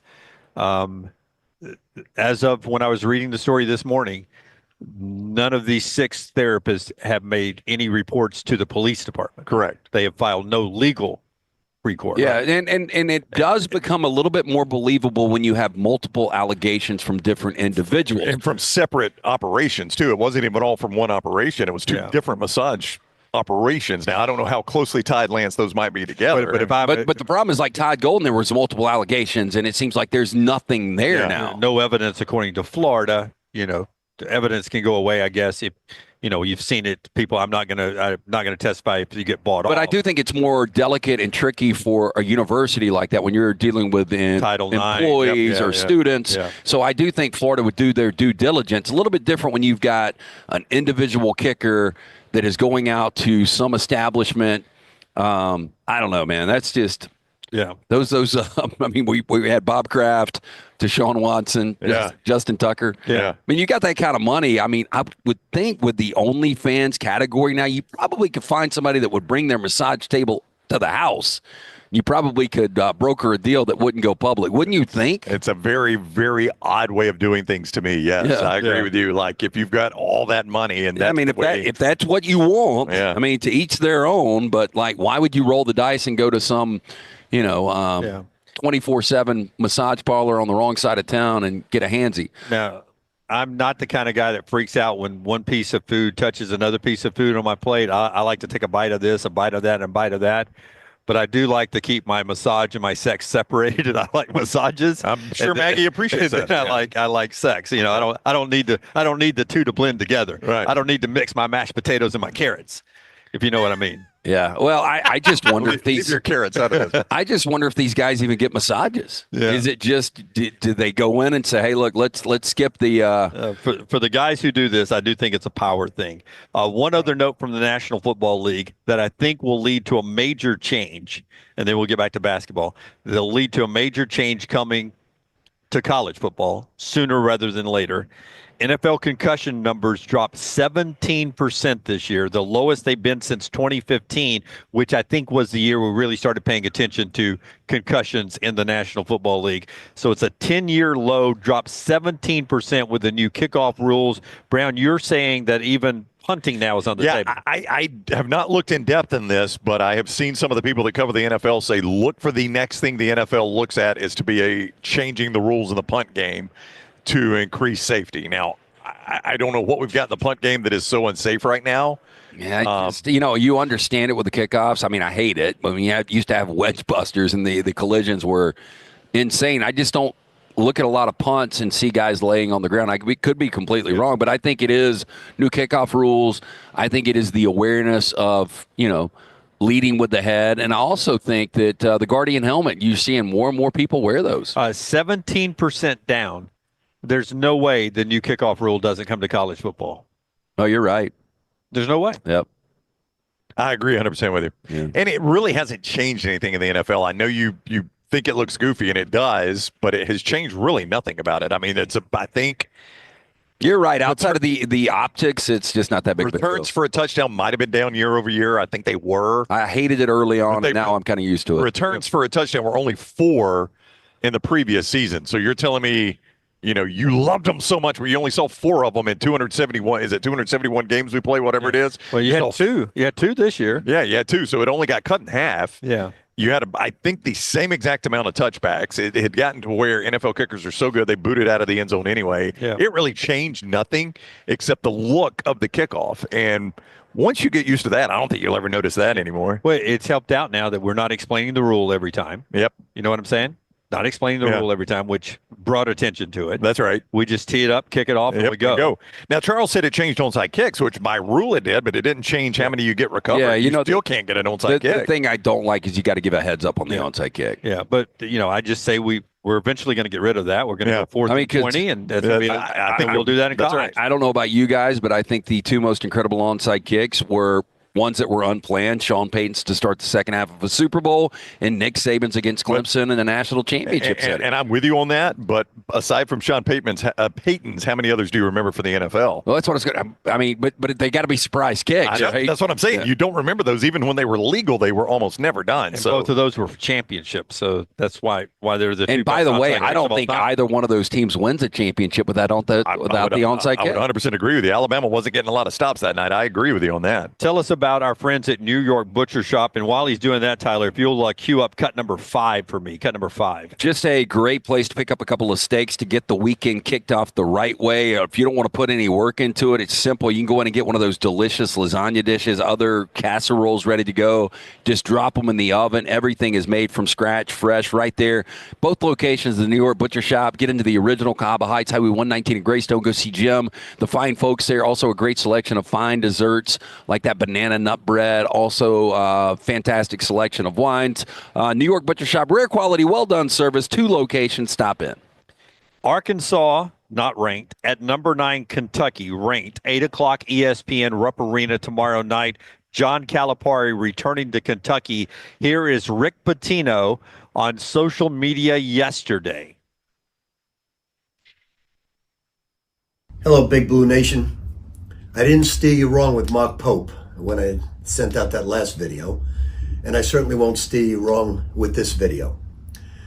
Toughest day of my coaching career at Louisville was when I had to walk into Rupp Arena.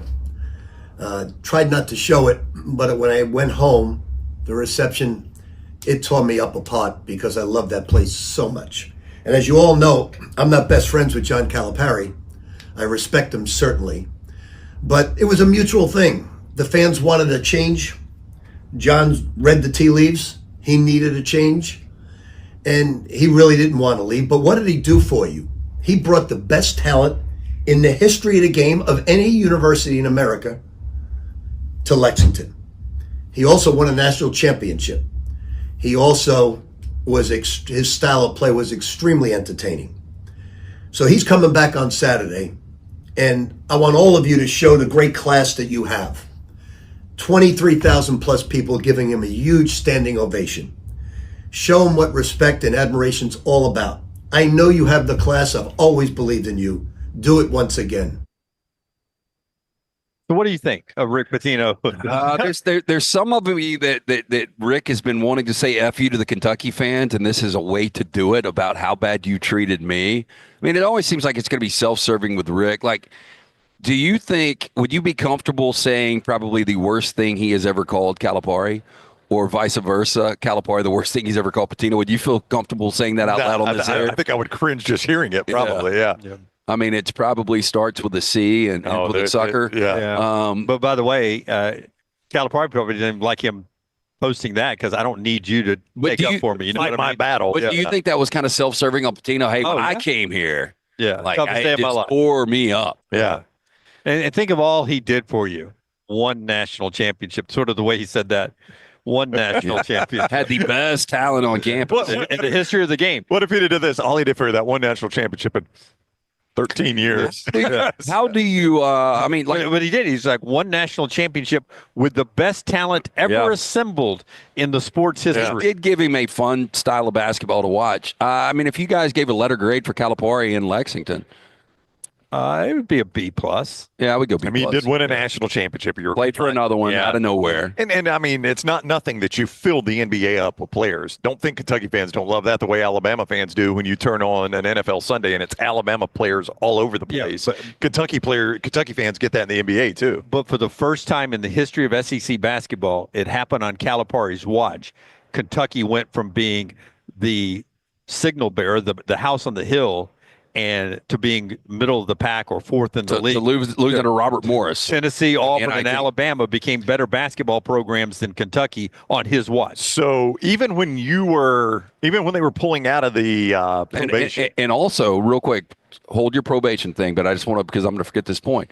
But Nate Oates could have had that job. I mean, how many coaches from Alabama turned down the Kentucky job? So the job wasn't what it once was. And that was, and to your point, that was as much about Nate Oates at Alabama than it was what Kentucky had become. Kentucky had not diminished in value when Nate Oates said no. It's just that Nate Oates looked at it and said, I can do a lot of that at Alabama, and I'm already there. Is that what you're saying? Yeah, but at the same time, I mean, there was a time when nobody would turn down the Kentucky. They would have, but my point is it's because Alabama has gotten there, not because Kentucky has diminished. I mean, but has Alabama gotten there because Kentucky has diminished a little bit? Maybe that has helped. Well, Alabama, Auburn, and Tennessee have passed Kentucky. Oh, yeah. Yeah. Yeah. Yeah. No, I do. Even when Kentucky was on probation, they were that 500 team one year with Pitino's Bombinos. I was there covering them.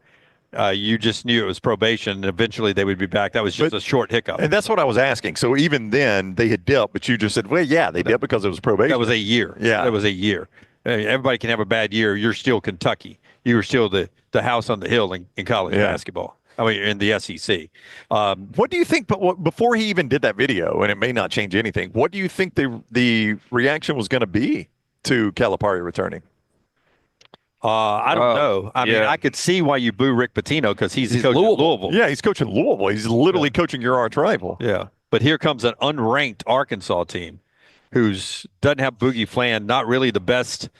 Not really the best Arkansas, not by far not the best team. It's coming to Rupp Arena this year in the conference. Yeah, and I got Auburn coming up. I've already played Alabama. I don't think Calipari really wanted to leave. He just saw the writing on the wall. He was getting no respect at all. So I do think if it was number one Arkansas, if Calipari had the choice really, and it would be the ultimate disrespect to leave Kentucky for Arkansas, but I think it was kind of a win-win, at least for that fan base. I know this is going to be a focus of this game, that Calipari is coming back, but I've never looked at it and thought it was going to be just this awful reception like Nick Saban got in Baton Rouge. I mean, this is a guy you were ready to leave. He didn't hold you over the barrel. He left. You've got the guy you love now, I guess, and Mark Pope. I just don't see what the bad reaction would be. I mean, has he maybe said a few things on his way out? Sure, that happens a lot. You just made a great point. Maybe accidentally, but I'm going to give you the benefit of the doubt. Generally accidentally if I make a good point, yes. If Mark Pope wasn't having so much success, I could see me booing him. Look what you've done to us, Calipari. Yeah. Boo. But obviously, right now I'm happy because Mark Pope has us rolling, man. Obviously, Calipari didn't drive him underground. Mark Pope has come in and has barely missed a beat. Welcome back, Calipari. But I'm so glad I got this guy for the next 20 years. It would be different if Pope would have. I mean, I think you guys agreed with me. Like the Pope hire did nothing. I thought it was a gamble. I thought it was the most lazy hire ever, and it has so far been really, really good. If they were 500 right now, you might get a different reception. Yeah. Okay. Cue up cut 4 for me, Tyler. Apparently, according to Roger, real quick, your guy Matt Jones apparently is stirring some of this up, is what they're saying. Is what Roger says. They're saying to boo him? I guess so. I guess he's stirring up some of the animosity back towards Calipari. So maybe. Does anybody boo Mac? Matt. Twice today. Mac's the quarterback. Matt's the radio guy. I don't know if they boo Matt or not. I have no idea. I guess he's well liked up there. I don't know. He's got a bunch of restaurants and radio shows. Get cut 4 ready. Understand what I'm saying here. That I know this is not the best way to prepare for your office bracket coming up. Our bracket challenge, or for your office bracket or your ESPN.com bracket, or the one we do at nextroundlive.com. But if you could only watch one Saturday of basketball all year and fill out your bracket, this is sort of the Saturday to watch, isn't it? Here's the slate. Number 5, Florida at number 8, Tennessee. Number 20, Missouri at 14, Mississippi State. Number 1, Auburn at number 23, Ole Miss. Georgia at number 4, Alabama. Arkansas at number 9, Kentucky. North Carolina at number 2, Duke. Number 22, Texas Tech at number 6, Houston. Number 25, UConn at number 9, Marquette. Gonzaga and St. Mary's at 10 o'clock on ESPN. You could sit down from 11 a.m. Central Time until midnight on Saturday night and watch 13 hours of basketball on multiple TVs and take notes, do all your homework, and be prepared for Selection Sunday to fill out your bracket, in my opinion. This is the Saturday to watch. It's a great Saturday. It just hits a little different than a football Saturday. If those were the ranked matchups in football, I mean, I don't think any of us leave our couches, but I can't do 13 straight hours. Yeah, I was going to use a Lance line. Why can't we get that day when we're snowed in? Yeah. Got nowhere to be. Tomorrow's going to be a nice day. I want to get out some, right? But that's a good thing. I mean, you guys will both play golf tomorrow, right? I'm playing Sunday. I'm not going to play on Saturday. Jim's taking a day off. Yeah. Saturday, I've got basketball, man. You can't host the basketball show and miss this. miss this. Is there a basketball show tomorrow? Oh yeah, we'll be Post-game, live. right? We'll be live after the Auburn game and after the Alabama game. So Got you two and of them tomorrow. You and Little T, you'll do both of those. Yeah, you and Little T live after Auburn. And Man, this basketball show's killing her social life. She drives it, man. She's the one that says when to do it. Yeah. So but you'll be in Tuscaloosa. I'll be in Tuscaloosa for Georgia and Auburn, and she'll be anchoring both of the shows from the studio. So Love it. Roll it out tomorrow. So that's anywhere you get our video, right? That's video only. Anywhere you get our video. And a new recorded one out this morning where we go through a lot of stuff, including an Auburn Ole Miss projection and favorite newcomer. You can get that out right now on the video platform. All right. Here is Bruce Pearl on why it is so hard to play Ole Miss and to win in Oxford. Here's the Auburn head coach. Hey, you brought some really good teams to Ole Miss in the last few years and had some trouble over there. What makes it tough over there? Well, I mean, what's made it tough is they're good. They're good and they're well coached, you know, and you know, they got dudes. Like, these guys have really invested in the NIL now. They have. And, you know, when you say that, you know, you used to say that and say that used to have a negative connotation. It doesn't anymore. The reason why the SEC, top to bottom, is as strong as the league is right now because we've invested in the league. Coaches, facilities, the SEC network, and NIL budgets. Top to bottom. We have some people in the middle and the bottom of our league that have as good NIL budgets or better NIL budgets than some of the people at the top of the league. Yeah, which so is Bruce a Pearl compliment taking that to team the over league. there. They've invested. The moment they hired Chris Beard, just like the moment they hired Lane Kiffin, Ole Miss let you know they're serious about basketball. Yeah, I mean, I think I'm not arguing with Bruce at all here. He would know better than me. This is the best coaching we've ever had in the SEC, top to bottom. Yeah. I don't think it's anywhere close, really. When you've got a guy like that at Auburn, Oh, yeah. first of all, you got Nate Oates at Alabama, who's the best coach in Alabama basketball history. Beard is the best coach in Ole Miss basketball history already. Chris Jans is not yet at State, but he could be one day. But he's a fantastic coach. Buzz at Texas A&M. Todd Golden at Golden's Florida. a future star. Barnes a Hall of Famer. Yeah, I mean, look at the coaching you have in this. I do think if you like talk to insiders, like who is the best coach, I think people would say Chris Beard. Yeah, and I know you've told us that for a long, long time, and I watched him draw it up in Tuscaloosa. Nate would be really, really close. Not Yeah, to take anything away from Bruce. I mean, Bruce has done an incredible job, but I'm just when you hear these basketball insiders talk about these coaches, I mean, Chris Beard is the guy they all yell about. And I guess that's what I really should have said there. I do think the coaching's the best it's ever been in the conference, but what really makes it stand out right now is your traditional bottom feeder programs. Auburn and Ole Miss are the two worst programs in SEC basketball history. I really don't even think it's an argument.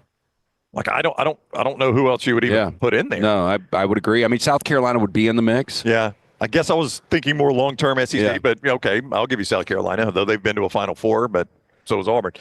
But, I mean, those are two bad programs historically, Auburn and Ole Miss. Whether they're the worst and the only worst or not, they're bad programs. Their coaches are Bruce Pearl and Chris Beard. Are you kidding me? Yeah. Like, that's two of your worst programs. Go to any other conference and find the two worst historical programs and tell me who their coaches are. They're not Bruce Pearl and Chris Beard. I can tell you that. And I guess I would go back to the 80s. Wimp always told us how good it was in the 80s, how tough the SEC was. Everybody played a home and away. You played 18 games, 9 home, 9 away.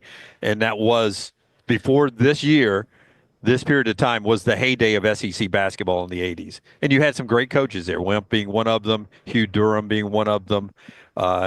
Joe B., I guess, was at Kentucky. You had some really good coaches. You know, individually, you may have a better coach back then, but as a whole, it's better. Yeah, and I wonder if you did a top 10, I'm sure there's a list out there of just current active college basketball coaches. I mean, you know, Dan Hurley, Bill Self, Mark Few are definitely. Tom Izzo probably still, although he hasn't won a championship in a quarter of a century. But how many of these SEC guys are on that list? It's got to be a handful. Yeah. Bruce, if you're going top 20, Bruce would be there. Nate would be there. Beard would be there, though he's done nothing at really Texas and Ole Miss. I mean, when he got fired at Texas, they could have won a national championship that year. Yeah, I believe so, too. Yeah. fun weekend ahead in SEC basketball and in college basketball on the national slate. A couple of more things in trash still to go before we're done here at the World of Wheels, but it's never too late to get a ticket to the World of Wheels. Just start. If you got an O'Reilly in your neighborhood, go to the O'Reillys. Yeah, you can stop by, pick up tickets before you get down here, or just come down here. Walk-ins are welcome. There's never lines out here. Stop in, see them. Doors open at 3 o'clock today, 3 to 9 tomorrow, 10 until 9 o'clock, and then finally on Sunday, they've got doors opening at 10 o'clock until 6 o'clock. The O'Reilly World of Wheels all weekend long down here at the BJCC. Stop in, come see us. All right, O'Reilly's is where you get the tickets. It's the World of Wheels all weekend long. We've got trash on the other side. This is the next round. Follow the Next Round on Twitter, Instagram, and Facebook at Next Round Live. Twin Peaks is the best in the game. Here, you're in the red zone for every college rivalry and divisional matchup all season long. I mean, where else are the scenic views as good as your view of the game? Only at Twin Peaks, the #1 sports bar. If renting is putting a dent in your bank account, here's your sign from the universe that it's time to buy a new home. And who better to help you through the ins and outs of home buying than our friends at Mortgage Right. With Mortgage Right, you don't have to worry about becoming a short notice mortgage expert because they do all the heavy lifting for you. They're trusted mortgage professionals and they'll help you choose the right mortgage option and stand by your side every step of the way. Visit mortgageright.com/TNR to buy before renting runs you dry. That's mortgageright.com/TNR. NMLS 2239, Equal Housing Lender. Hey, there's nothing worse than waking up to a plumbing problem. Don't get caught in a flooded house. Call the guys at Hemp Hill Services. Adam, Chad, and the team at Hemp Hill are the only ones I trust to fix it and fix it right the first time. Hemp Hill Services does it right and always at a fair price. For all of your plumbing, cooling, and heating needs, trust the name that Birmingham has trusted since 1954. That is Hemp Hill Services. Call now, 205-229-2090. That's 205-229-2090. Storm season is here. Make sure you have a plan of action in place right now. Greg from Pell City and Storm Restoration Roofing should be your first call when storms hit. Insurance companies love working with Storm Restoration Roofing because of Greg Nelson's name and reputation in the industry. When storms hit, call Greg Nelson. He's local, 205-542-3531. He's the home of the free no-cost roof inspection. Greg from Pell City on Facebook, 205-542-3531. It's Storm Restoration Roofing. Since you listened to my last message so well and got rid of those cargo shorts and stained t-shirts, it's time to replace them with Rhoback. Go to Rhoback.com and click on the Refresh collection to find all that you need for an EG-approved wardrobe. It includes pieces that will have you ready to hit the golf course after a busy day of meetings or comfy favorites for travel and working from home. Get 20% off using code TNR20. See, I'm saving you some money.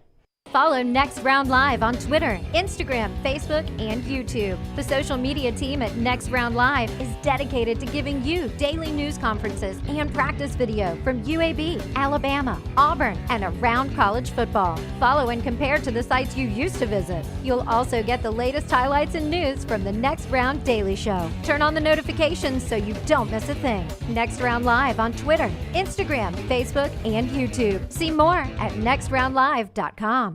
Hey, let me tell you about our friends at Urology Centers of Alabama. Compassionate and comprehensive urological care with 35 physicians, 17 locations across Alabama. Their patient-centered approach to all of your urological needs. Remember, they've got that new men's health center. It is beautiful, helping men with a wide range of sensitive male issues in a comfortable environment. You can always go online, visit urologycentersalabama.com, schedule an appointment with one of their many urologists today.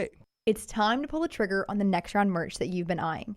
We know there's a lot to choose from at nextround.store, so here's a few of our favorite picks. If you want to match LT and Brown, go with the TNR logo hoodie and throw in one of Dunaway's favorite hats.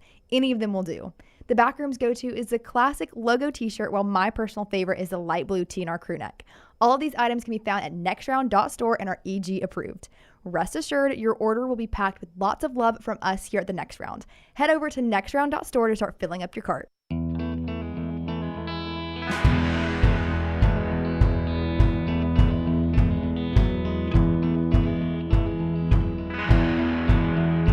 Hey, back with you on the next round from the World of Wills down at the BJCC.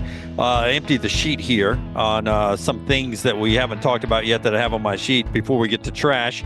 But this part of the show being brought to you by our friends at Hemp Hill. Quickly from freezing a temperature for about a week now. Ridiculous. It's going to be all in the 70s next week. Out there, you got to get the heating, cooling ready to roll. Yeah, 205-229-2090. That is the number you need to call. If you have any problems, your home or business, when it comes to heating, cooling, or plumbing, trust the name Birmingham has trusted since 1954. Call Adam, Chad, Andrew. Guys, ready to serve you right there. Tell them the next round sent you. For more information, hemphillservices.com. Boy, if you don't think DNA is a thing, Angel Reese really good at basketball on the women's game for LSU, now in the WNBA. If you haven't paid attention, Maryland is winning basketball games in the NCAA ranks for the Big Ten there. The Terps are for real. Right. Angel Reese's little brother, Julian Reese, big part of the reason why. Oh, how about that? So you got a family there that had a big star for the women at LSU to the WNBA. Now Julian Reese is helping the Terps wake up some echoes there at College Park and get Maryland into the Big Ten hunt there. If you don't think DNA matters, how about Max Scherzer? We talk about NFL guys. You always have a job. Max Scherzer signs a 1-year, $15.5 million contract with the Toronto Blue Jays yesterday. He is 40 years old. He becomes that's the fifth team in 5 years Scherzer is ending his career. Is he chasing a milestone like wins or something? I don't know where he is on wins. Is he chasing 300 wins? Verlander was the guy that we talked to Buster about a couple of years ago that had the only shot at maybe becoming the last ever 300 guy. But Scherzer could be chasing more money. Verlander's on the Giants now. Is that where he signed this offseason? Where did Verlander sign? For some reason, I want to say it was the Giants he signed in the offseason. I was hoping I could get the active players. Max Scherzer is the leading active player in terms of wins, 216 of those. No, well, he's not going to he can't get it. He's not going to get to 300. Oh, gosh, no. But he could climb up into the... he would need 5 more really. Five really good years. With a decent year this year, if he gets 10 wins... Could he get 10 wins? Yeah. That gets him to 70th all time. He's at 96 right now. Or excuse me, my 97. goal is to break into the top 70 all time. Clayton Kershaw's at 212. He and Scherzer are the leading active. Yep. It is Verlander, Scherzer, and Kershaw.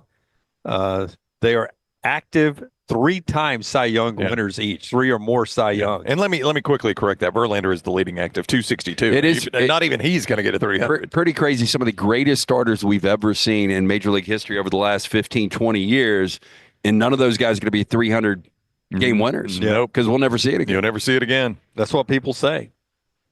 Somebody will come along. I don't know, man. I don't know. Numbers are going to get skewed. You had Adam Silver coming out and the stupid, hey, we're talking about playing 10-minute quarters in the NBA. Yeah, because college and girls play 20-minute games, 40-minute games. What does that matter? Idiotic. They want to shorten the games, man. I'm going to pay more. I'm going to pay more and go for a shorter event. Well, I will say this, though. The baseball games, and there are very few that I've actually been to since they instituted the pitch clock in Major League Baseball, are more enjoyable. They do move quicker. Yeah, if I'm at the game, I'm going to leave early anyway. But, it does. You get to leave earlier sooner. It is. Well, that's true. But it is a little bit different watching a 3.5-hour product on the couch when you're talking about baseball as opposed to watching 3.5 hours if you're there. But see, with baseball, they didn't cut out any action. They cut out the lull between the action. Yeah. If you take time away from NBA quarters, you're literally cutting out action. Yeah. They're not going to do it any faster. They're going to do it at the same pace. They're just going to skew. Yeah, they can't do it. You talk about skewing numbers, and I know a lot of people don't care about records, but there is a big difference when you shave 8 minutes off the clock. Yeah. By the way, you're already resting every other night anyway. Your time management. Shut up, man. Come on. Listen, if you don't think it's a big deal to hit a hole in one, I don't think I'll ever get one. I play a lot of golf. Just watch the way you'll get one. Just watch the way play 3 times a week. Just watch the way Rory McIlroy reacted to a hole in one at Pebble Beach yesterday. That's Rory freaking McIlroy. He still gets excited about it. Yeah, quick. He was not on Pebble. It was the event, but he was on one of the other courses. He was a Spyglass. Yeah. Shane Lowry had one, and look at him. That's a major winner. Shane Lowry had one on number 7 at Pebble and reacted. Best video golfer I've ever seen. Back to the TGL. Yeah, and reacted like you just won a major. Those guys still get pumped for it. It's pretty cool when you see a pro get a hole-in-one and react that way. By the way, Scotty Scheffler playing for the first time this year, coming off a wine glass breaking in his hand incident when he was making homemade pasta over Christmas. And he's finally back playing golf this week, his first event back. Am I right about this? He played in 21 events last year and won 9 of them. Does that sound right? Yeah, I can believe that. But no that majors. sounds right. Huh? No majors. He won the Masters. Yeah. Just didn't win another one after that. No new majors. Yeah. 9 of 21 events that he played last year. That sounds, I don't have it in front of me. That sounds right. I think he won the Players of the Masters, right? Very Tiger-like. Yeah, so Pebble Beach this weekend as golf moves into the month of February like we do in basketball. And right now we move into trash. It is brought to you by Mortgage Right. Tyler is going to spin the wheel, and we're going to have maybe an embarrassing open of Jim or maybe a classic one. What do we have? Other than 12 months of me with my shirt off or whatever I'm dressed up as, in a heartbeat, I'll eat those balls all day long. I've been to a wow. Yeah. LT's Trash is presented by Mortgage Right. Mortgages done the right way. Hey, it is buying season. Our friends at Mortgage Right here to help. Veteran founded here in Birmingham, offer loans throughout the country. While the area they serve may have grown, their commitment to Birmingham and veterans has not changed. Before you take those next steps on a new home purchase or refi, talk with the team at Mortgage Right. No cost or obligation to find out what you qualify for. Get more information, go to their website, mortgageright.com. Call 205-900-7200. NMLS 2239, equal housing lender. Start first. Subway has introduced a new Oreo footlong cookie. They need to work on their bread. And worry Subway? worry less about the. When's the last time you've had Subway? It's been a while, but I mean, every other time the bread will be a little stale. I'll go ahead and tell you, it looks good on a commercial. They've got a new, I want to say it's a $6.99 meal sandwich of the day. You get a 6-inch. Chips and a soda for $6.99. You can upgrade it to a foot long, but the bread in there looks like it's a new design bread. Okay. But I don't know if it is or not. That's not a Subway endorsement. This is the second time in 2 weeks. Oreo's got a new collaboration. Subway is teaming up, much like, what do we have? Oh my gosh, the rapper. And now country singer. It's Post Malone. Post Malone, yeah. So this is the introduction of the all-new Oreo footlong cookie, served warm and meant for sharing. The Oreo footlong cookie features the brand's rich chocolate cookie dough, Oreo cookie pieces topped with a sweet vanilla ice cream, and even more Oreo cookie pieces on top. Now, the new twist on the classic fan favorite can be enjoyed for a suggested price of $5, starting for a limited time yesterday. By the way, serving size 300 grams. 54 grams of fat, 1,200 calories. Oreo's got a new director. Oreo's got a new director of marketing. Yeah, apparently. So they did the deal with Coca-Cola. You remember they had the Oreo. Was it Oreo and Coke Zero that were together? I think. Yes, it was. Oreo and Coke Zero. They've now done the deal with Post Malone, and they now have done this one. So this is a new marketing director, isn't it? They're like, how can we do some creative marketing? To their credit, when is the last time we've talked about Oreo? That's a great point. Last 2 weeks. A great point. During the Buckeyes football season, you can always spot him in the crowd. He's John Peters, a.k.a. Big Nut. Oh, I know who Big Nut is. Yeah. Quote, I always say, if they show me, we better be winning, because if we're not winning, don't show me, because I won't be happy. As Buckeyes, we wear our emotions on our sleeve. You know what I'm saying, according to Peters. Peters has been dressing up and sporting Ohio State for decades with the help of his wife, Therese, whom he calls First Lady Nut. Probably not a great moniker for a lot of women out there. I bet Therese loves that. Yeah. You know, she paints his face and head, which takes about an hour. Not only does Peters hand out the Buckeyes and game schedules at bars like Silvertop Sports Bar and Grill in Fremont, he also awards scholarships to local high school seniors heading to Ohio State. Now, those scholarships are funded in part through sales of Big Nut barbecue sauces and pickles. This year, Peters will be giving out 16 scholarships worth $500 each at 14 different high schools in Northwest Ohio. Through the years, he's awarded $330,000 in scholarships. I like it. I love it when he's at games. They should show him. It's iconic. I've always thought, you see the picture on your screen if you're watching us on the video platform, I've always thought because of the silver and the red paint being divided, that the red eye looks higher than the silver eye. He looks almost like he's misformed, that his left eye is higher than his right eye. Interesting. Yeah, I've never thought about it. Looks a little like Mr. Clean with a painted face. So Big Nut's giving out scholarships, or show me. You got the Big Nut, like How did you get to Toledo University? Oh, I'm on the Big Nut Scholarship. Yeah. Really? Have you met First Lady Nut? Yeah, First Lady Nut was the one that gave it to me. You get quickly invited to the 5U Crush Party at that point. Guys, Jim's here. He's on the Big Nut Scholarship, he tells me. The 64-year-old has worked at Whirlpool in Clyde the last 42 years. This year, he's celebrating the Buckeyes National Championship win. Quote, just phenomenal. It was just a great ultimate feeling off of winning that national title. That's what you play first. First and foremost is to win the national title and be number one. So that from good for Big Nut. I'm glad he got his ring. Does Big Nut get a ring, you think? Maybe. Yeah, he'll buy one eventually. Yeah.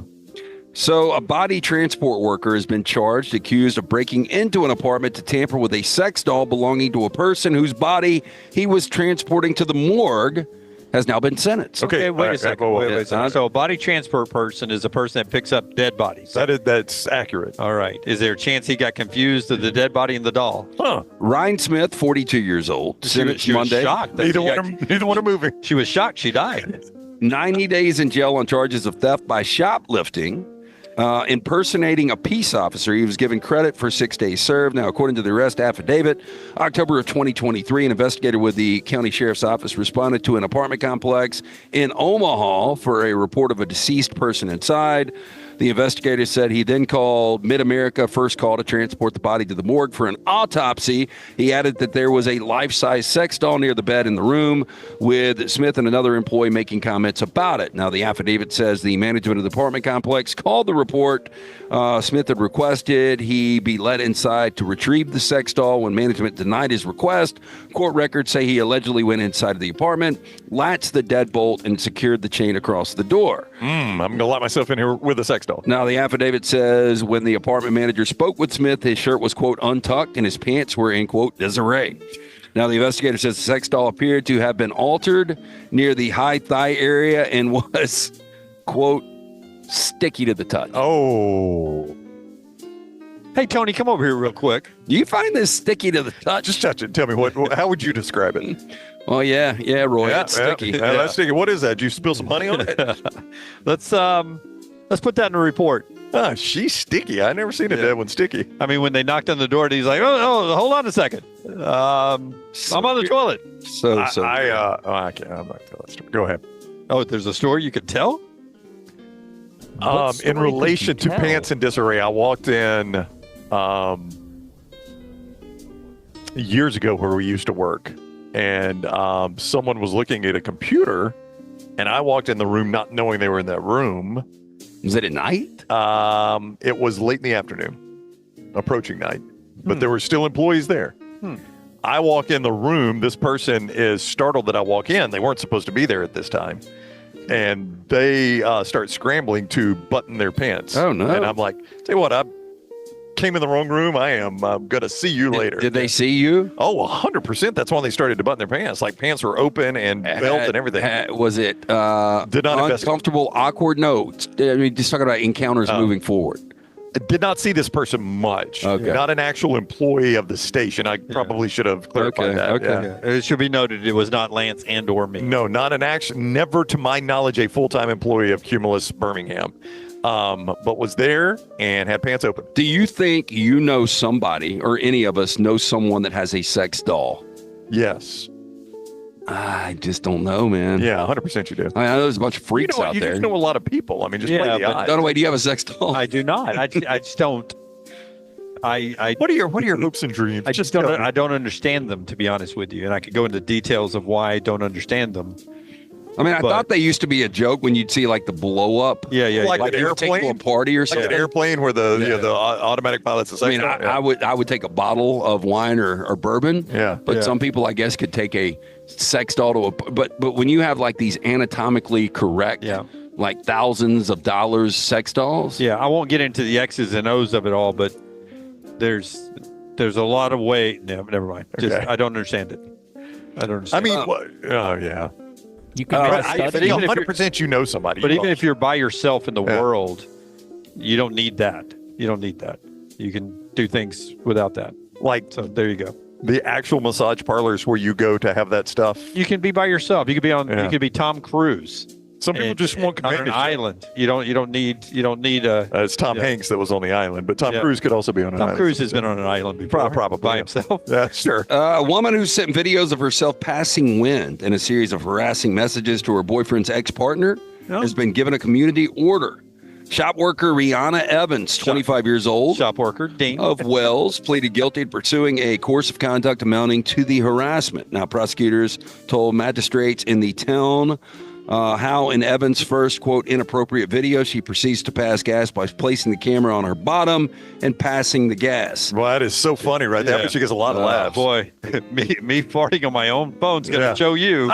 He sent by the way, better looking than I thought the picture would be. Yeah, I'm with Jim, not who I thought we'd have in the Does photo. she have purple hair? She does up front. Party up front, business in the back. Now, Evans was warned about after police caught wind of the issue, just reading, not writing. That's pretty well written, though. Yeah, she sent further messages on Boxing and New Year's Day. What is Boxing Day over there? That's up in Canada. It's the day after Christmas, isn't it? Yeah, and maybe it's in also in Wales and England. Wales and England? Yeah. Does that have anything to do with a sport or a box? I think it has to do with the English part of the church, the Protestant church. I think it's where the dad has to go break down all the boxes and try to fit them in the trash can before trash. By the way, that picture looks like It is burn them now, by the way. like we just go CG or what's it called, the AI? AI. Just get AI, and it's if you can pop it back up, Tyler. It looks like it's AI, and it's like, show me a European female soccer player standing in front of a dental diagram.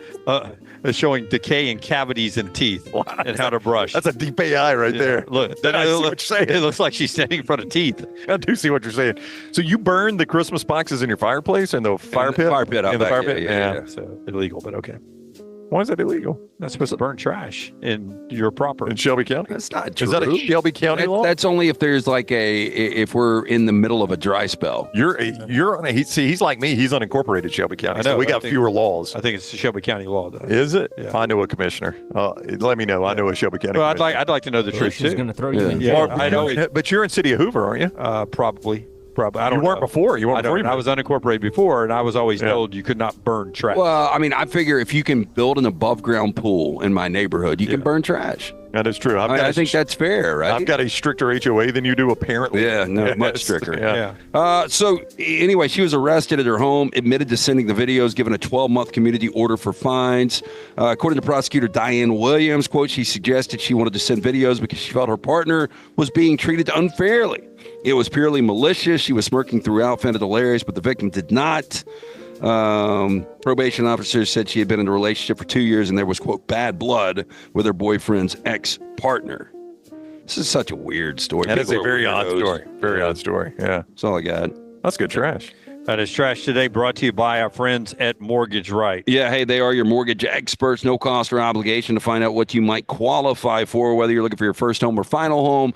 These are the mortgage experts, 205-900-7200 or mortgageright.com. All right. Super Bowl coming up a week from Sunday. Saquon Barkley, I saw a headline that said, can Saquon Barkley be stopped? What is stopping Saquon Barkley in this game for the Chiefs? Anything that you win the game, I know, is the goal, but what is slowing down Saquon Barkley in your opinion? Well, look, I mean, you can slow him down, but he's a home run hitter. And, I go back to the divisional game against the Rams, and, they held him in check, and then it was 2 long runs. And the same with the Redskins or the Commanders. And, Steve Spagnuolo, I do have a lot of confidence in him. I think this Chiefs defense is really good. But Kellen Moore is the focus is going to be running the football. You heard Fuhrman talk about how Kansas City has struggled with the tight ends. I do think it is fascinating that they've struggled with the tight ends, and it's like Kellen Moore gave so much Dallas Goedert, so many different targets in the NFC Championship game. Do you go back to that well, where you've got the quick hitters that gave Jalen Hurts a lot of confidence? He was very, very efficient. And then you just mix it up running the football with Saquon. Yeah. I don't know if you can stop Saquon right now. I would say Saquon better have a big game because Spagnuolo likes to blitz so much, as you know. And if that blitz keeps getting home, that is, Jalen Hurts having to deal with that the entire game. Yeah. You can't slow it down with the run. How old do you think Saquon Barkley is? 28. 28 is probably the number. He is 27. He'll be 28 when the game kicks off. Super Bowl Sunday's his birthday. How about that? Big birthday party for Saquon. He's got Kendrick Lamar singing at his birthday party. I'm sure he's favored to score the first touchdown. Probably. Yeah. So and there's another DB on his team that's his birthday as well. He turns 22. One of the DBs on the Eagles turns 22 that same day. Yeah, what a party! You think Taylor Swift sings 22 to the D-back that turns 22? No, but she'll be cheering for Trav on the other side. Is New Orleans just waiting on Kellen Moore right now? I mean, it's easy to forget the Saints don't have a head coach. I'm assuming they'll get one before the combine. And I'm just blown away that, and I don't know what happened with Kellen Moore potentially going to Dallas, but you know, if I'm a Cowboys fan, I'm much more excited if Kellen Moore is my guy than Brian Schottenheimer. Especially if Kellen Moore ends up in New Orleans. And if I'm Kellen Moore, why would you go to New Orleans if you could have gone to Dallas? Yeah, I would agree 100%. See, that was what I didn't get to it yesterday, but that's what I got right 2 days ago because everybody yesterday had the headlines is the Saints have become the worst job in the NFL because they can't find a coach because McCarthy says, I'm not going to coach anywhere next year. I'm turned down the Saints. I'm not going to coach anywhere. Kingsbury turned it down, and you guys were mentioning someone else, and then it was Brady, and then Brady turned it down. Yeah, Joe Brady. And now apparently they're trying to get Kellen Moore. We'll see if he gets the job. Well, that's sad when your team can't hire a coach. Yeah. I mean, and I don't know that you've hit a home run by hiring Kellen Moore. Do you feel like you have? Like, we got our guy. We waited. I mean, the reason nobody wants it is because you've got a horrible contract with Derek Carr. And he will not renegotiate, apparently. It's about to be But I would rather have Kellen Moore than Joe Brady. And then you've got salary cap issues that apparently are making you can't do anything. Whoever takes this job is the bridge to the next guy. He's the rebuild guy that is never able to get enough wins, even though everybody knows he's rebuilding to save his job. He's the old guy that coached the Browns for a while. Butch Davis? No. Was it the Browns or the Bengals? It was the Bengals, maybe. Sam White? No. He coached him. He was like 2-32. Oh, Marv. No, it wasn't Marv. Was that what's his name? Not Herm Edwards. Marv Lewis. Marv Lewis had some success at Cincinnati. I know who you're talking about. Hugh Jackson. Hugh Jackson. Yeah, Hugh Jackson. He got him from Marv Lewis to the guy they got now. I mean, this is Hugh Jackson. The next hire at New Orleans is going to be Hugh Jackson. He's going to have to go 2-30 something. Well, you've done get fired. Yeah. You know, the contract with Derek Carr is one thing, but you've done a bad job on trying to evaluate who the next quarterback could be with Jake Haener or Spencer Rattler. Yep. And you're getting to the end of Alvin Kamara. Oh, it's a rebuild. Yeah. It is a rebuild. I was talking to somebody about that the other day, even before all this happened, who's associated with the Saints, and he's like, they're about to be, with this Derek Carr situation, they're about to be in a mess, and it's going to not be good at all. Champy's World Famous Fried Chicken brings you the last hour of the show every day. Highway 119 in Alabaster. How good would a hot piece of fried chicken be? That's what you get every time you walk in there. It's the best fried chicken, and it's never under a lamp. It's cooked to order after being brined overnight. Sterling does unbelievable job at creating an atmosphere, always delivering A+ on the food. And in-house desserts, they make them there. The Mississippi Delta recipe tamales. It is so good. Champy's Chicken, Highway 119 in Alabaster. Go and enjoy that. And one more time, LT, how do we come here and enjoy the world of wheels? A cool thing is happening right now here on this morning session. You have a lot of teachers and students in the area interested in machine work, cars, engine building, and all of that here, getting an early look before their doors open at 3 o'clock. This event gives back to the community more than just about any other one that rolls through town. Yeah, big field trip. But as Dunaway said, doors open at 3 o'clock today. Walk-ins, welcome. They've got the ticket office right outside of the building here. So 3 to 9 tonight. Tomorrow, doors open at 10 o'clock. They'll go all the way to 9 o'clock on Saturday. And then final day on Sunday from 10 o'clock until 6 o'clock. Get those tickets at the O'Reilly Auto Parts, any of those participating locations throughout the state of Alabama, or again, just walk up right here to the BJCC all weekend for World of Wheels. Thank you so much to all of our team back there in the studios. It's never easy when we're on the road. I hope you enjoy your sliced pizza today. That's usually the rule you guys have back there. And thanks all of you, man. We appreciate you guys so much for being a part of the show all the time. We are back with you at 9 a.m. Central Time on Monday for the next round. Until next time, God bless you and God bless America.